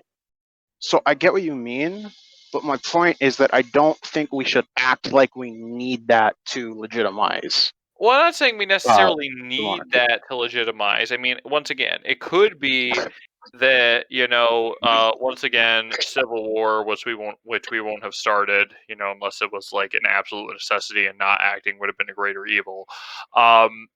So don't censor us, YouTube, for me No. saying that. But anyways, the and the person who leads the American monarchists in that uprising against the government or whatever, or in that civil war, turns out to be someone who can handle the sword and the scythe and the pen. Uh, and then he's made a noble because you can't just. I mean, a noble. You can't just make. A peasant can't just declare himself a noble like Napoleon. He actually has to be made a noble by. No, Napoleon was a noble before Well, that. he was a minor. He was of Italian minor nobility. Yeah, so. minor. Sorry, he was. I don't know. I just consider him some upstart from France, even though that isn't strictly true, and he's Corsican. But whatever. He was some Republican upstart. At least that's fair to say. But anyways, you can't just declare yourself a noble, or you can't, even, just jump rank. You have to be made. Okay, so counterpoint. Why not? Because nobility isn't. I mean, it's like you can't just declare yourself a knight. A knight has to be made a knight by another knight, or you have to be born into that class. That's all legal stuff. That's all legal stuff. No, it's also it's a spiritual essence too. You can't just proclaim. You just can't proclaim yourself something from a lower strata. You must be brought in, initiated into the higher orders of things. Like that's okay. Look, my point is, we don't actually need foreign nobility to do that. Well, we would have to have at least one to actually do the original, like make noble, or have a bishop not consecrate, but have a bishop coronate someone. I don't agree. Well, counterpoint to that, the Spanish and Portuguese monarchs are not, or were not, coronated. Well, yeah, but look where they are now. I mean, here's my point, right? That's a complicated issue actually, because King Felipe of Spain, like, kind of is coronated, kind of is not. Because the Spanish throne gave the crown to our Holy Mother, the Sweet Virgin Mary. So the kings of Spain are caretakers of the crown. They don't receive an official coronation because that's where they are officially. The crown is placed upon the head of the king, and if the crown belongs to Mary, it doesn't belong to the King of Spain. That's why there's not a coronation. Here's the thing. I am of the opinion. I mean, right? Obviously, they had to come from somewhere, as Charles York said. you wouldn't need all of that to go. You would need to go through all that if you had a Caesarean situation. Caesar was still nobility.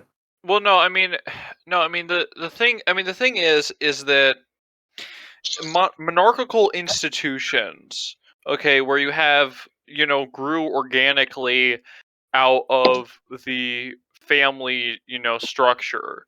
So in that sense, the nobles we have were products of that. Even if there isn't necessarily one noble family that could trace its nobleness back to Adam and Eve, It's nobility. noble. I'm sorry, I can't English right now. It's nobility back to Adam and Eve directly. They were made, ultimately there's this link of nobles being made nobles by people who had the authority, either other nobles or I suppose bishops, consecrating, coronating. People like bishops had the authority to make. Well, bishops still do have the authority to make knights, although the particular blessing for that isn't in the current missal. The I mean, it was just, and it goes back all the way back to those early societies. So I mean, that's why I think that you can't just have somebody be declared a noble by people who aren't nobles, because it devalues the title itself if it is appointed by a lower strata. Here's the thing. The concern of that, I think, is really moot in the instance of the United States of America. We are literally the most powerful country in the world. You can't really. Well, no, but that doesn't say anything about the spiritual nature of the nobility itself. I don't care if the United States is the most powerful nation in the world. That is just numbers on a chalkboard. That is material essence. I would still respect a noble from the tiniest country in the world, the least powerful in the world, because he is still of that higher character, that higher person nature. Who is already a noble going to somebody and saying, because I am a noble, I am now making you a noble, does not change anybody's spiritual nature. Well, no, it doesn't change anyone's spiritual. I mean, it just. I mean, the characteristics. I mean, it's not like a duke walking up and saying, "Hey, dude," saying to a random person, "You're an earl now." I mean, obviously that would just be insult. That too would be insulting to the institution of monarchy. But that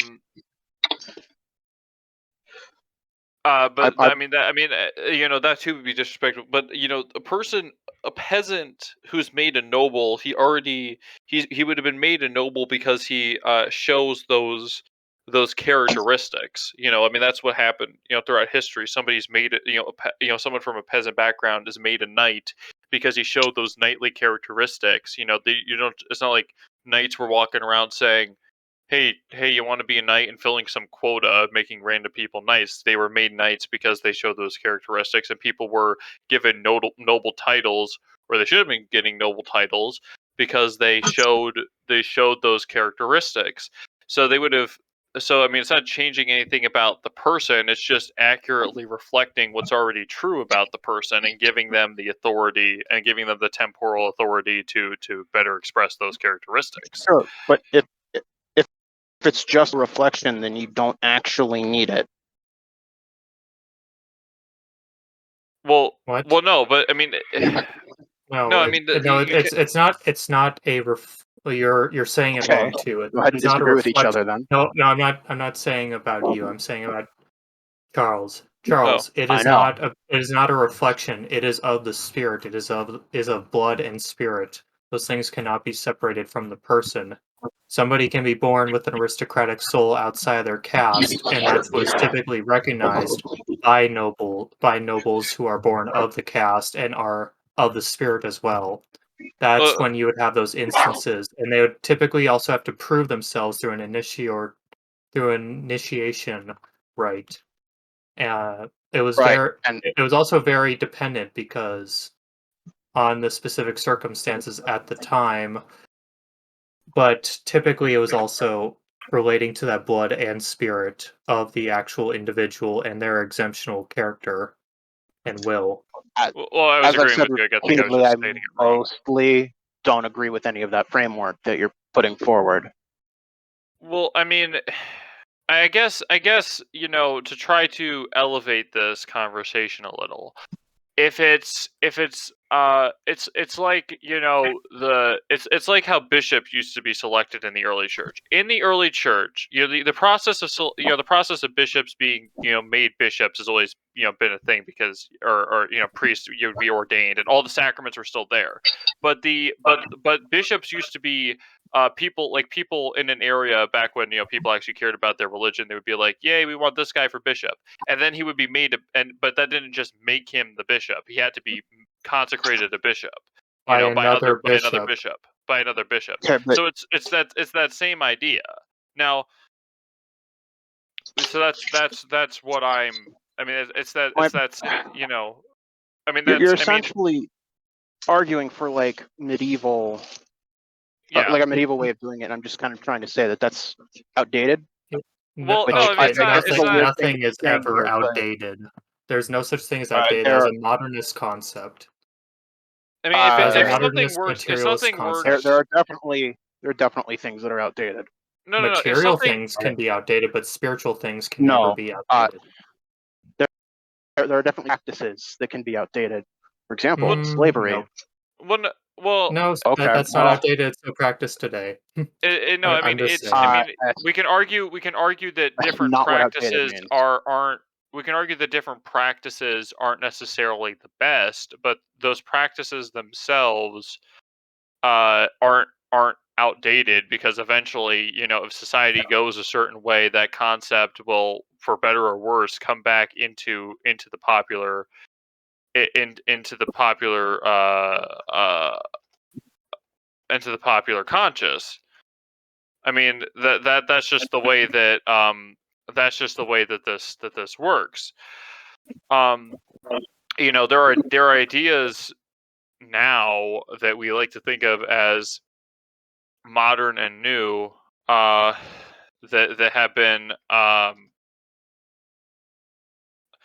there are ideas that we think are modern and new that were around in ancient Greece and whatnot, like this whole. Okay, I shouldn't have said that. That's fair. Outdated is the wrong term, and it's not exactly even that I don't agree that there wouldn't be a significance in doing that all, right? But I think to an extent there's additional levels of the reality of the situation that are being ignored, which is in terms of just the political reality of what would it mean to bring foreign people to and essentially make the legitimacy of the government dependent on people from outside the country. Well, they would only be foreign for the first generation or the first couple generations, like they and their kids, but then eventually they would just. I mean, it's like the Stuarts in England. I mean, the Stuarts were Scots, and then for 40 years this royal crown had been his father's and his own, and is there any one but he that in the same should share or be? For who better may the scepter sway than he that hath such right to reign? That was an English song from the English Civil War, talking about the Stuarts who were Scots. I mean, they okay. But in those cases you have these like actual like traceable. There's like a line of lineage of people being in positions of power, whereas we are in positions. And we have historical ties to Europe from Britain specifically, because that's where we rebelled from. No. Hold on. Charles, you say Britain specifically. There was a lot more of this country. Well, yeah, I know, but I'm saying the American Republic, the American Republic broke away from Britain. So yes, there's the Spanish connection and the French connection. I get that, but we 100% have more of a connection to the UK than any other country. But that's not really what I mean. Well, I mean, I think that has weight to it, because America's history itself and our governance has been all backwards, and that our Republican institutions need to be thoroughly and hopefully peacefully dismantled. So that it makes sense to pick up where we left off. I think, you know. Okay, but I mean, look, the way you would do that, it would be just being a loyalist. We'd just put the country back under the British Crown, but that's not going. Like, I'm opposed to that. I think most of the people here don't favor that as the solution. Well, yeah, I'm a Jacobite because I view because I would okay. I'm sort of like the Indians during the French and Indian War. They sided with the French who lost, then they sided with the British who lost. I like to I just happen to be siding with the losers all the time. I would have rather had Geordie than Washington. But I would rather have had Charlie than Geordie, you know. So I think that I guess you could call me a loyalist in the sense that I would have rather had George III, but now that we are gone, independent of the British, we can restore the lawful British monarch, as opposed to go back to the illegitimate one. Right. Here's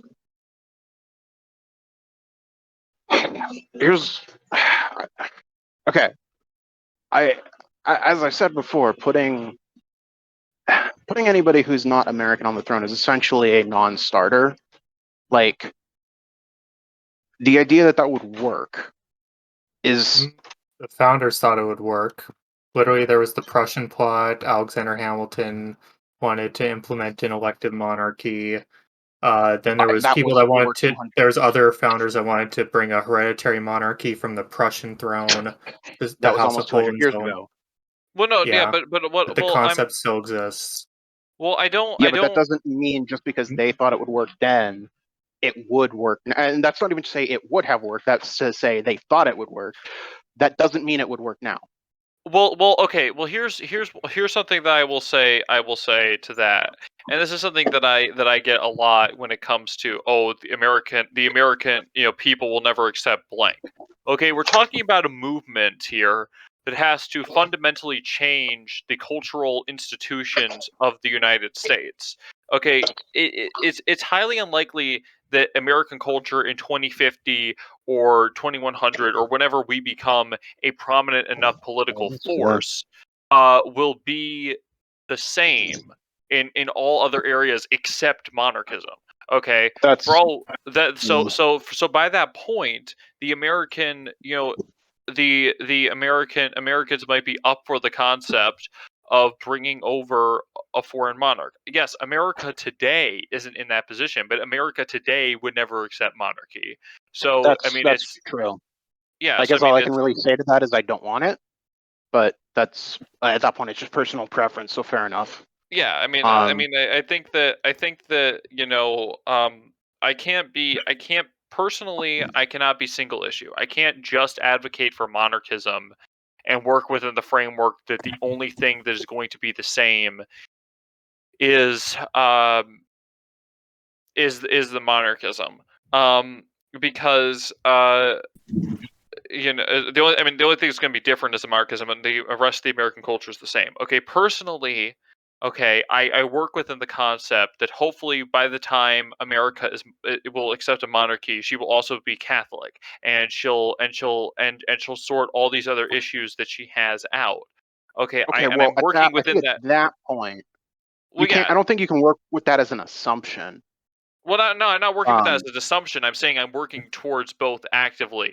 I'm working. In my own small way. I am working towards a monarchist America, and I am working towards, more importantly, a Catholic America. And those are those. I'm not assuming that the American. By the time monarchism becomes popular, Catholicism will be the dominant religion. I'm not assuming that just because America may become Catholic, that she'll suddenly just say, "Oh, give me that crown." Okay, I get what you're saying. Yeah. Sorry, hold on. I don't look. I guess trying to move it back to the main thing I was saying, because I think we kind of. Oh yeah.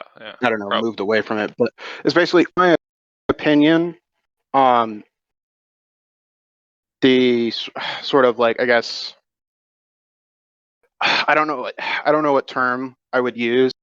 popular will is the first thing that springs to mind, but that's like a Rousseauian, like pseudo-Marxist almost thing, so that's not it. But in my opinion, if the people of the nation decide to develop a monarchy, assuming they're not one already, obviously. If the people of a nation that is a republic decide to become a monarchy and choose among them someone to become the monarch, I think that is a legitimate. I think that is a I think that is an acceptable source. I don't like the word acceptable, but I can't think of a better one off the top of my head other than legitimate. But then I would be using the word legitimate twice. I think that is an acceptable source of legitimacy for the beginning of an aristocratic lineage. Well, my only problem with that, well, not my only problem, but my problem with that is that would mean that if it's the will of the people is the justification for the monarchy in the first place, then that means that if the will of the people changed, the monarchy would become illegitimate. Whereas Not the necessarily. way that I see it, it would just be the people. The way that it would work out ideally in the American context is the people surrendering their will to a natural order. I don't necessarily agree with that. Well, yeah, but I mean, already the way our system works is based on the idea of the will of the people for electing politicians. But just because a politician becomes unpopular doesn't mean that politician is immediately ejected from the government. So we already accept the concept that who's in charge doesn't just change on depending on the will of the people at any given moment. So I don't necessarily agree with your interpretation that would mean that the monarch becomes illegitimate if people stop liking him. Well, no, I mean it is. No, but I am saying that if the people just decide to get rid of the monarchy, they could, like, not necessarily like if in a vote or whatever, but if you're using the will of the people as a justification, if 60% of the people are rioting in the streets to get rid of the monarchy, then that has to go. I mean, it's like the will of the people. The will of the people logic can be used to justify anything. If you look at history, that has never happened. Most of the time, if there's a riot against the monarch, it's typically the spiteful mutants in a society, the disingenuous population. Okay, so I'm going to make the argument that essentially makes this a moot point. But if X happens, X doesn't happen. Well, yeah, no, but I mean, the people, you don't get these situations where basically the entire country is against the monarch, so it doesn't matter. Well, yeah, but at the same time, it's still ideologically wrong because a monarch is supposed to be a father to the fatherland. You know, he's supposed to. You can't just change who your father is. You know. Well, see, I think the issue there is you're essentially just stretching the metaphor too far. No, I mean, really, all I'm doing is I'm operating inside the context of that medieval framework, and you could say that the medieval framework isn't necessarily the best to operate with, but I personally, I don't even necessarily think it's a bad way to look at it inherently. I just maybe stretching it in that way is the point where it starts being the bad way to look at it. Well, no, I mean, I think that. I suppose maybe I'm just the odd one out here, but like I'm going to make the statement. I don't think all republics everywhere are inherently always bad all the time. Okay, I don't think there is no situation in which getting rid of a monarch is ever acceptable. So I don't think having a framework that allows for there to be a situation in which within the framework it is acceptable to get rid of the monarch is inherently bad. Well, I mean, what I would say to that is that yes, in a niche circumstance you can have a republic be run better than by a monarch if the monarch, accidentally falls down the stairs and suddenly he goes crazy. But I don't think that's ever necessarily happened in history. But but but but removing a monarch to install a republic. Okay, let's say that works in the short term. The general problems with republic would always lead to the situation being worse in the long run. So you can have a system, a framework where the nobles can remove a monarch if he's violating the laws and the constitution, not a written constitution, but like the spiritual constitution of the nation. Okay, whatever. But you can't just get rid of the monarchy. You can get rid of a monarch for being bad, but you can't get rid of the monarchy.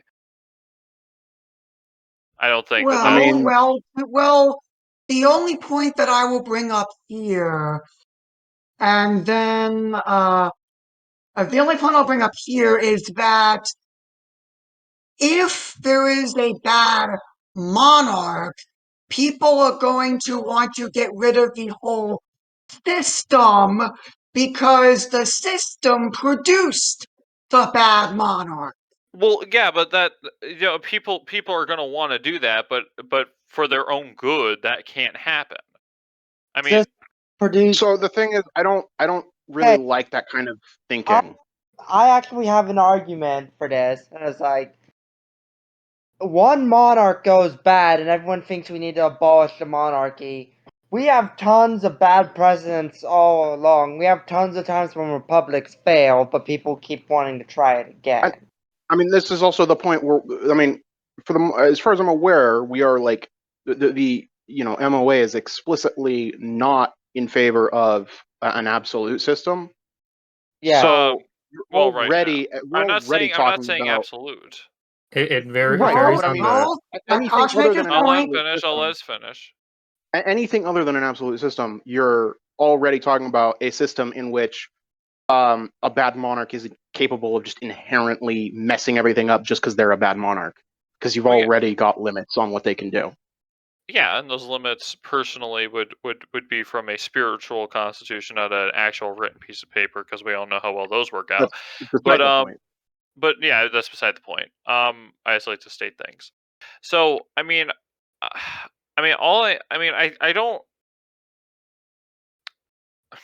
This is very interesting. I like talking. This is fun that we're actually having some debate.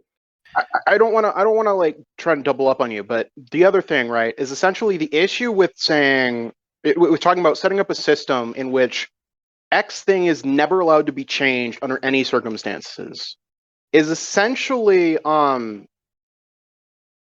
like immensely vain, because essentially what you're saying there is, I know enough of everything that could possibly happen in the future to know that this should never be changed ever at all, regardless of anything that ever happens or could happen. I'm not saying this is the problem of like written constitutions, though, is because that is implicitly what they expect. They expect, we can create the system and it'll last forever.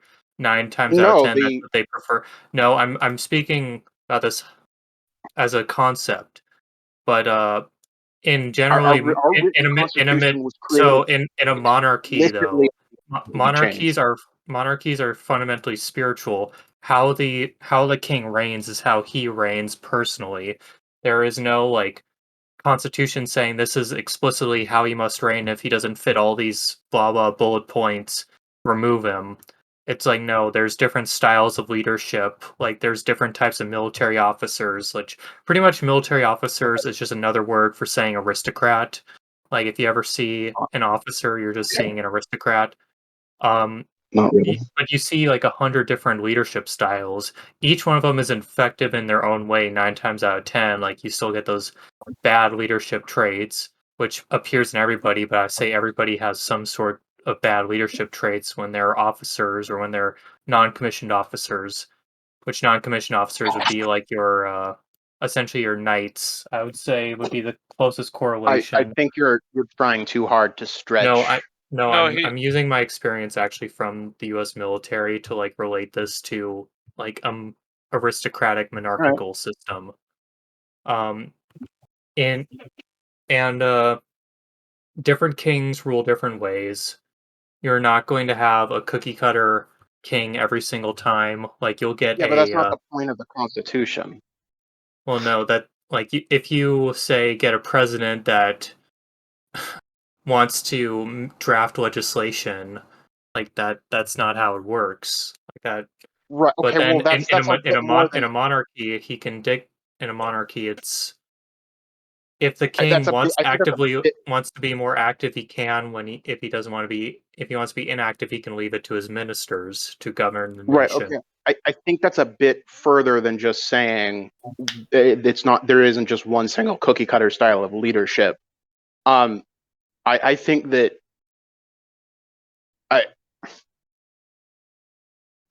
I'm not entirely sure what to say to that other than just like I'm sorry, but there is entirely valid reasons to limit the amount of power that can be concentrated into the hands of a single person, regardless of who that person is. Well, yes, but that historically that happened naturally. Monarchs like even Louis XIV, who's sort of seen as the poster boy in most European history classes as an example of an absolute monarch. He wasn't all powerful, nor could he be. One man can't he couldn't do everything. I mean, he couldn't do everything that the president could, using executive action. He couldn't create diktats specifically for. Yes, I'm aware, but the issue is you can't just assume that the balance of power is going to work out in a way that will ensure that things work out well for the people. Well, you could have a balance of power between a bunch of people who are all out for themselves and don't care about the people, and that's still not going to work out well for the people, even if it means that power isn't concentrated into the hands of a single person. Well, no. I mean, I agree with that, but the fact is that when you have, and this is why I'm not just a monarchist, I'm a Catholic monarchist.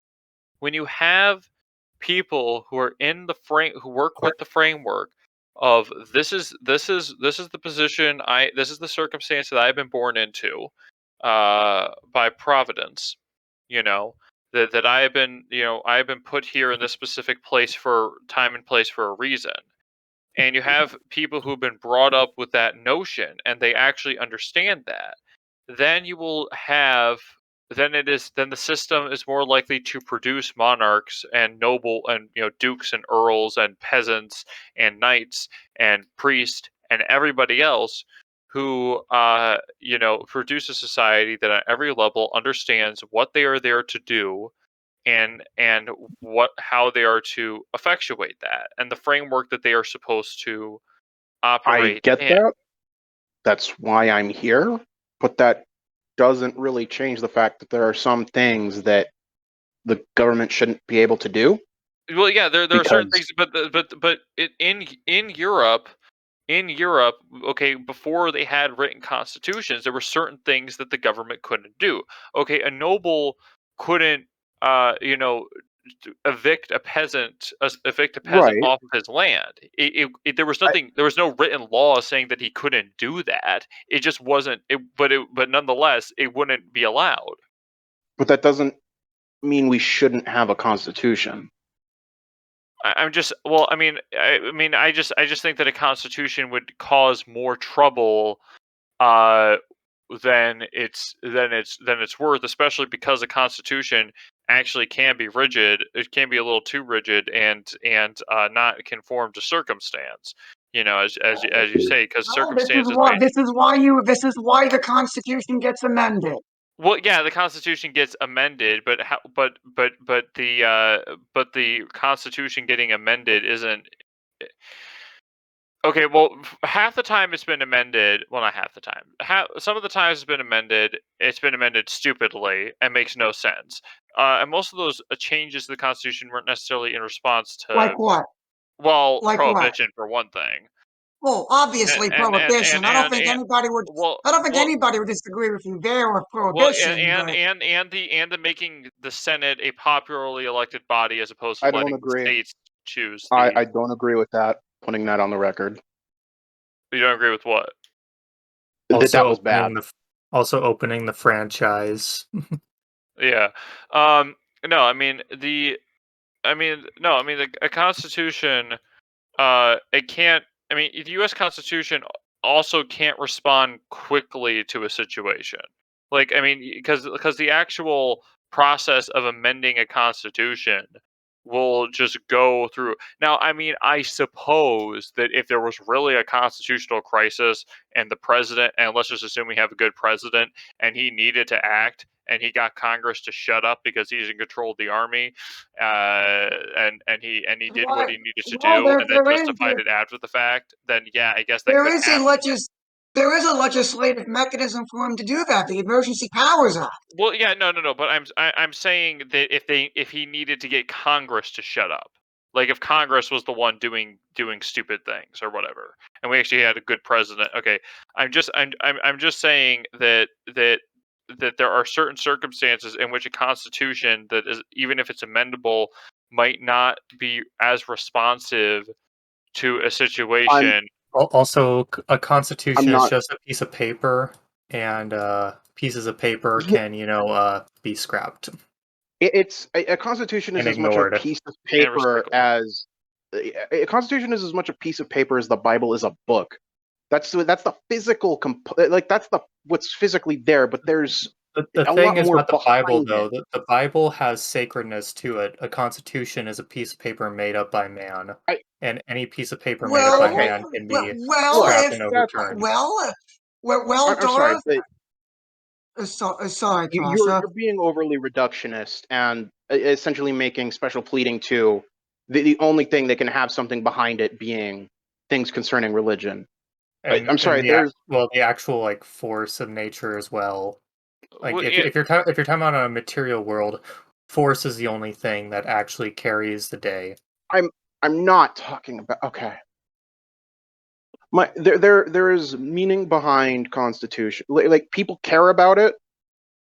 Like Let's go across the world and let's go across the world and ask several other nations that have. I don't care about other countries. I don't America's care about what the other only countries country think. that has a religion around its constitution. Okay, but I don't care what other countries think. I care about what America thinks. This is an organization regarding America. I'm saying it's a bit cultish. To worship a piece of paper and treat it like it's a sacramental. Yeah, no one is saying that the Constitution is a sacramental. No one's saying that, but everyone. But there are a lot of people who act like it.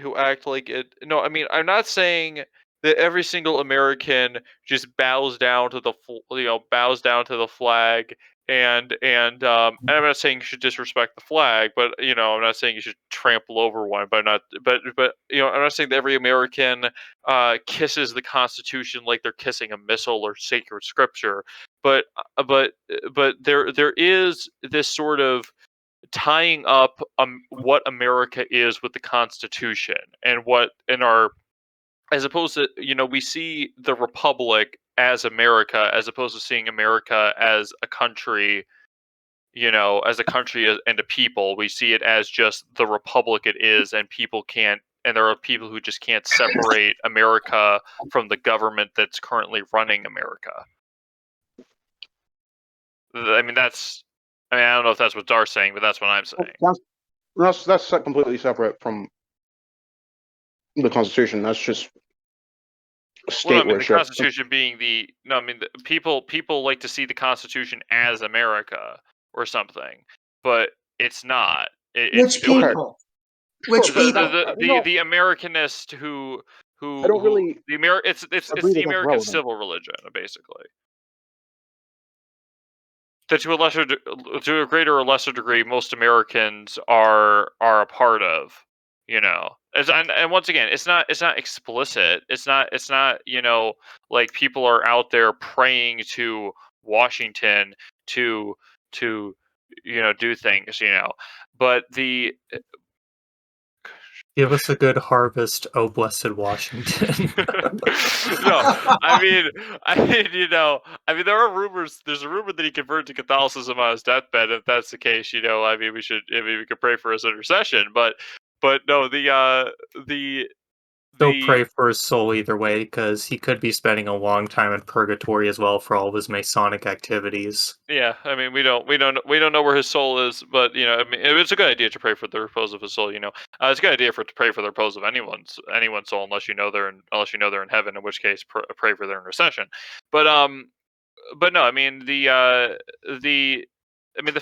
fact remains is that the fact remains is that people like to is that Americans, and this is that culture may change down the line thing. Right now, Americans really love themselves the Constitution. Right. Well, I'm not entirely sure I agree with you there. Some of them do. Well, no. Well, no. Most Americans, I think, who are politically conscious and aren't just couch potatoes and actually, care about these things and have an opinion. One of the big two major factions is explicitly opposed to the Second Amendment, essentially. Well, yeah, but they care about the rest of the Constitution. About as close to explicitly as you can be without being explicit. So I don't really agree that this is like a major thing that is common throughout even just the politically conscious elements of America. Well, no. But they pay lip service to the Constitution. Well, that's not the same thing. Well, no. But the notion of the Constitution, they agree with. Okay, they may want to. They'll just subvert what the Second Amendment means. Okay, nobody. Democrats may occasionally say, let's just but even when it comes to the Second Amendment, they want to usually work inside the constitutional framework to repeal the Second Amendment normally. What's the what is the overall point that you're trying to make here, Charles? The overall point that I am trying to make is that right now, yes, the American people generally wouldn't accept a monarchy without a constitution. But then again, I'm not saying that this is a thing of what will people accept. This is like 100% a no. This is how it should be from me. Okay, well, is that we should have a constitution, and the monarch should be a strident defender of that constitution. Well, no, but okay. I guess my point would be is that historically, in Catholic Europe, which is the model that I look to, because Catholic Europe wasn't corrupted by its mechanics. It was destroyed by an outside force, or put into hiatus by an outside force. It's never truly left us, but as opposed to America, which destroyed itself by its mechanisms.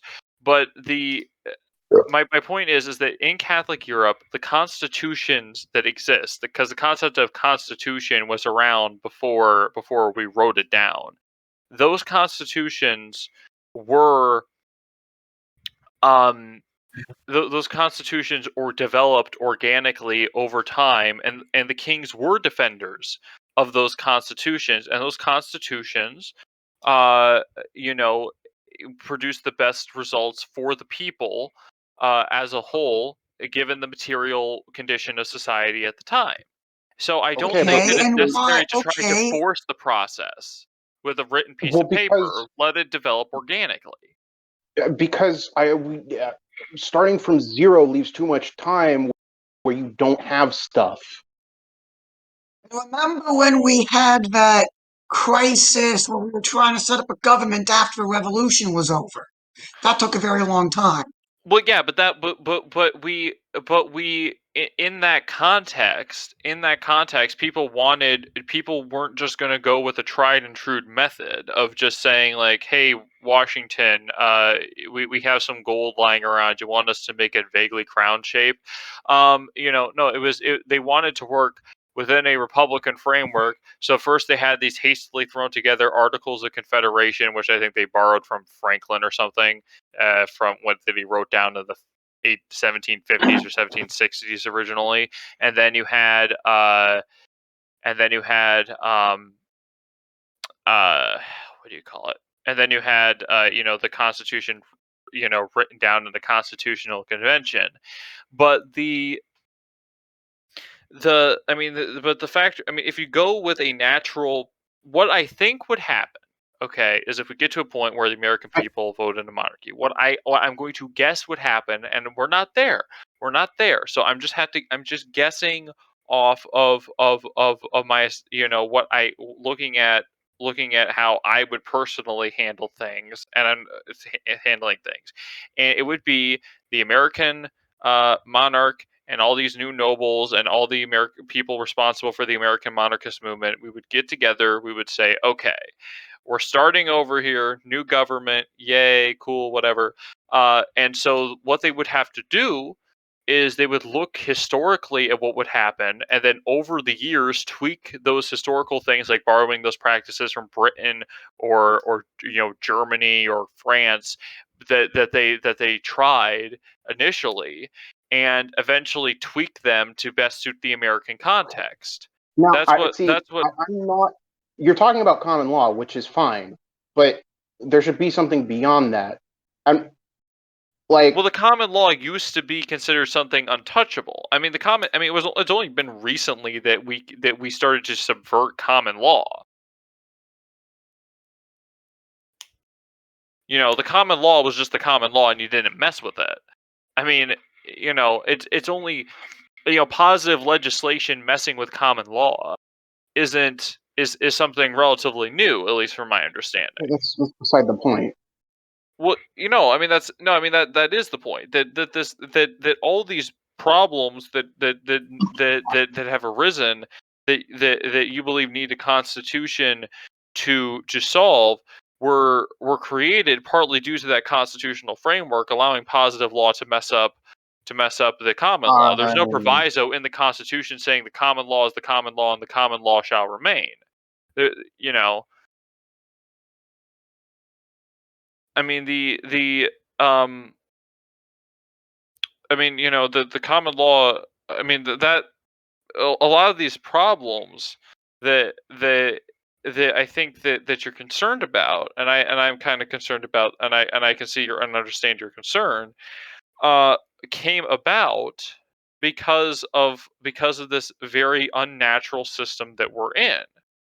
So I think I just have confidence that if we go to a model that worked I don't agree with the framing of natural versus unnatural. Common law is definitely a historic and traditional thing for us because we came out of Great Britain. That doesn't mean it was a historic and traditional thing everywhere, that as a system that everybody operated using. Well, no, I'm not saying everybody operated using it, but I'm saying that there were, at least from my understanding, there were certain principles that each society had that were just untouchable and nobody thought of messing with, and that, except maybe implicitly, where tiny tweaks happened over the centuries. The problem is that, and then they stopped, and then people started messing with them. Yeah, because of these foreign ideas of the Enlightenment came in. Okay, but the point that's beside the point. What the point is that you can't actually just rely on that situation, because then you get somebody who's like, yeah, but who cares, and messes with them. So you actually need a slightly more rigid framework that explicitly says, no, this is how this thing works, and if you want to change it, you have to go through this specific process to change it. Well, what's to stop them from going through that specific process and changing it? I mean, nothing. But if the process requires a very significant level of agreement to do it, then that's nowhere near as bad as somebody in power just deciding, well, I have this amount of power to change things, and I just don't care about the common law, so I'm just going to change it. Well, then you would get something, I think, like the Magna Carta, because like because apparently I need to read the Magna Carta, but sorry, I have to circle back to the point of you can't set up a situation in which you have something that is never allowed to be changed, because then when it just runs too much of a risk that you might run into some kind of situation that you can't foresee where it needs to be changed and you've not allowed it to be changed. It's the same reason why censorship is bad, because there just might be a situation where somebody needs to talk about something that you said they can't talk about. Well, no, I mean, the thing with the rigidity is that in a unforeseeable crisis, like, the aliens are here, got to get out of this place. Anyways, in that sort of situation, precisely because there is no written constitution, a monarch would be able to say, "Okay, boys, well, we're just gonna let this sciency dude who's been speciesist for years and said that there were ever any aliens, we should shoot them on sight." And he's come up with several alien counter defense measures. We're just going to let him run the military for a couple days until we get this crisis resolved, precisely because there's no written constitution. I mean, imagine you have a written constitution. Nowhere in that written constitution is it going to say mad scientist, in the event of alien invasion, a mad scientist who is speciesist and who thinks all aliens, if they exist, should be shot, will assume control of the military for a while. I mean, no constitution is ever going to have some proviso like that. Okay, but I'm sorry, but I lean towards the side of slower government being better government. Well, yeah, but in the event of an alien invasion, wouldn't you want that mad scientist in charge yesterday? Not really. I mean, if he's got good stuff, then he should be adapted or used, but that doesn't mean he should be put in charge. I mean, to be fair, that's just the model you've thought up, so that's not. Well, no, I'm just giving you a random, I get what you mean, but realistically unforeseen circumstance. You guys are still going on this? I think I would err on the side of taking. I would err on the side of taking more time to get something done, because that's more time to see if there's problems, for example, or just the aliens just blew up the White House. The time's ticking. Why are we talking about aliens? I'm using this as a hypothetical example. I mean, look, there's a certain point where things essentially just realistically speaking, there's a certain point where things just fly out the window. Yeah. And I mean, at that point, it's like, yeah, okay, I get it. If we legitimately get into some kind of like, there is definitely a possibility that we could get into something that legitimately bad. I mean, at that point, we're probably just going to stop giving a shit about the Constitution. Well, and yeah, but that would be vile. But in order to do that, you would have to violate your oath to the Constitution that you made to uphold the Constitution, or whatever, because by saying, okay, you know what, I'm just going to ditch the process and let mad scientists, and let mad scientists. Stop using this specific example. Okay, well, I like to use a specific example. But okay, you know what, these. Okay. Last point, Charles. Last point, yeah, and then Well, I mean, if Koshin wants to move on, we'll move on. I don't think we're really going anywhere at this point. I mean, I think I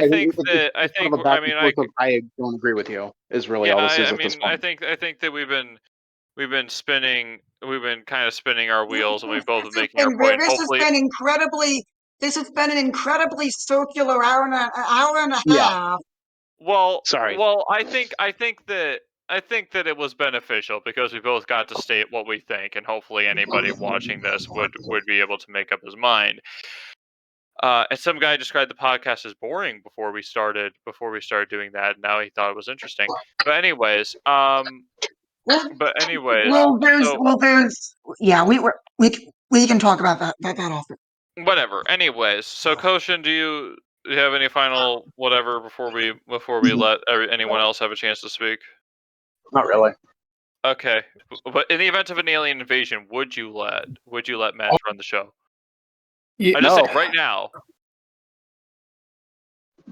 No.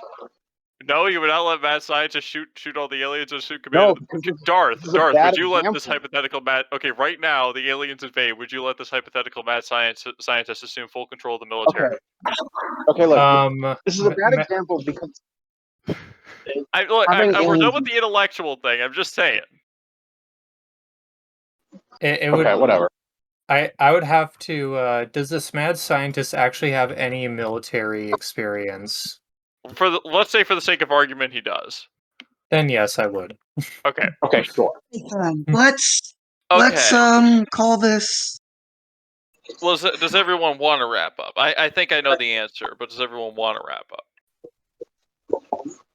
Yes. Yes.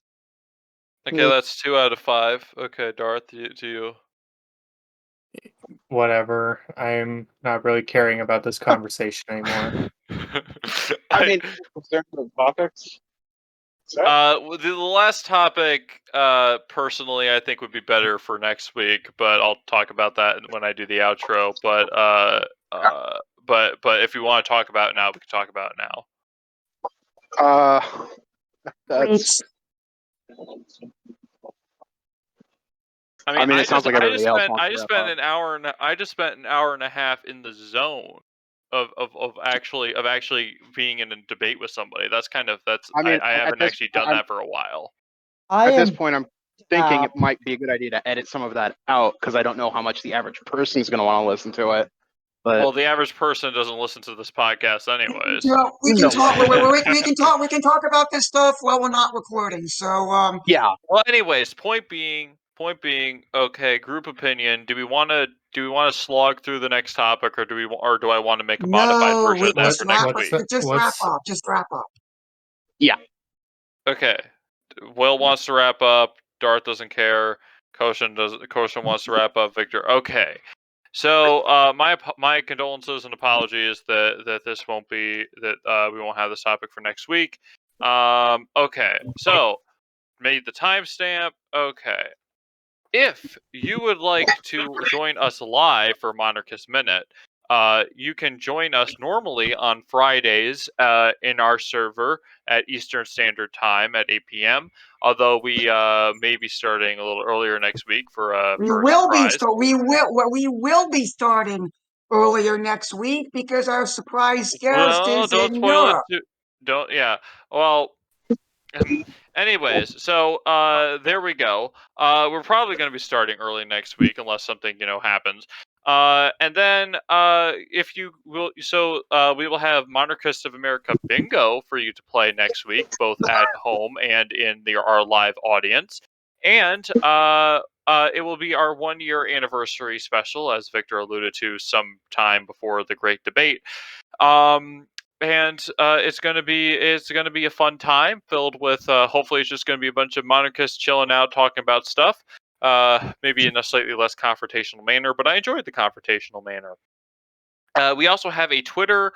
We have a Gab that I'm being a little bit more active on. We have the Facebook group, and we have some other things that nobody really cares about. No, I'm just kidding. We have an Instagram too, and a website. So if you have a question, check the website first before you ask, because people don't do that. But in fairness, we don't plaster the website everywhere.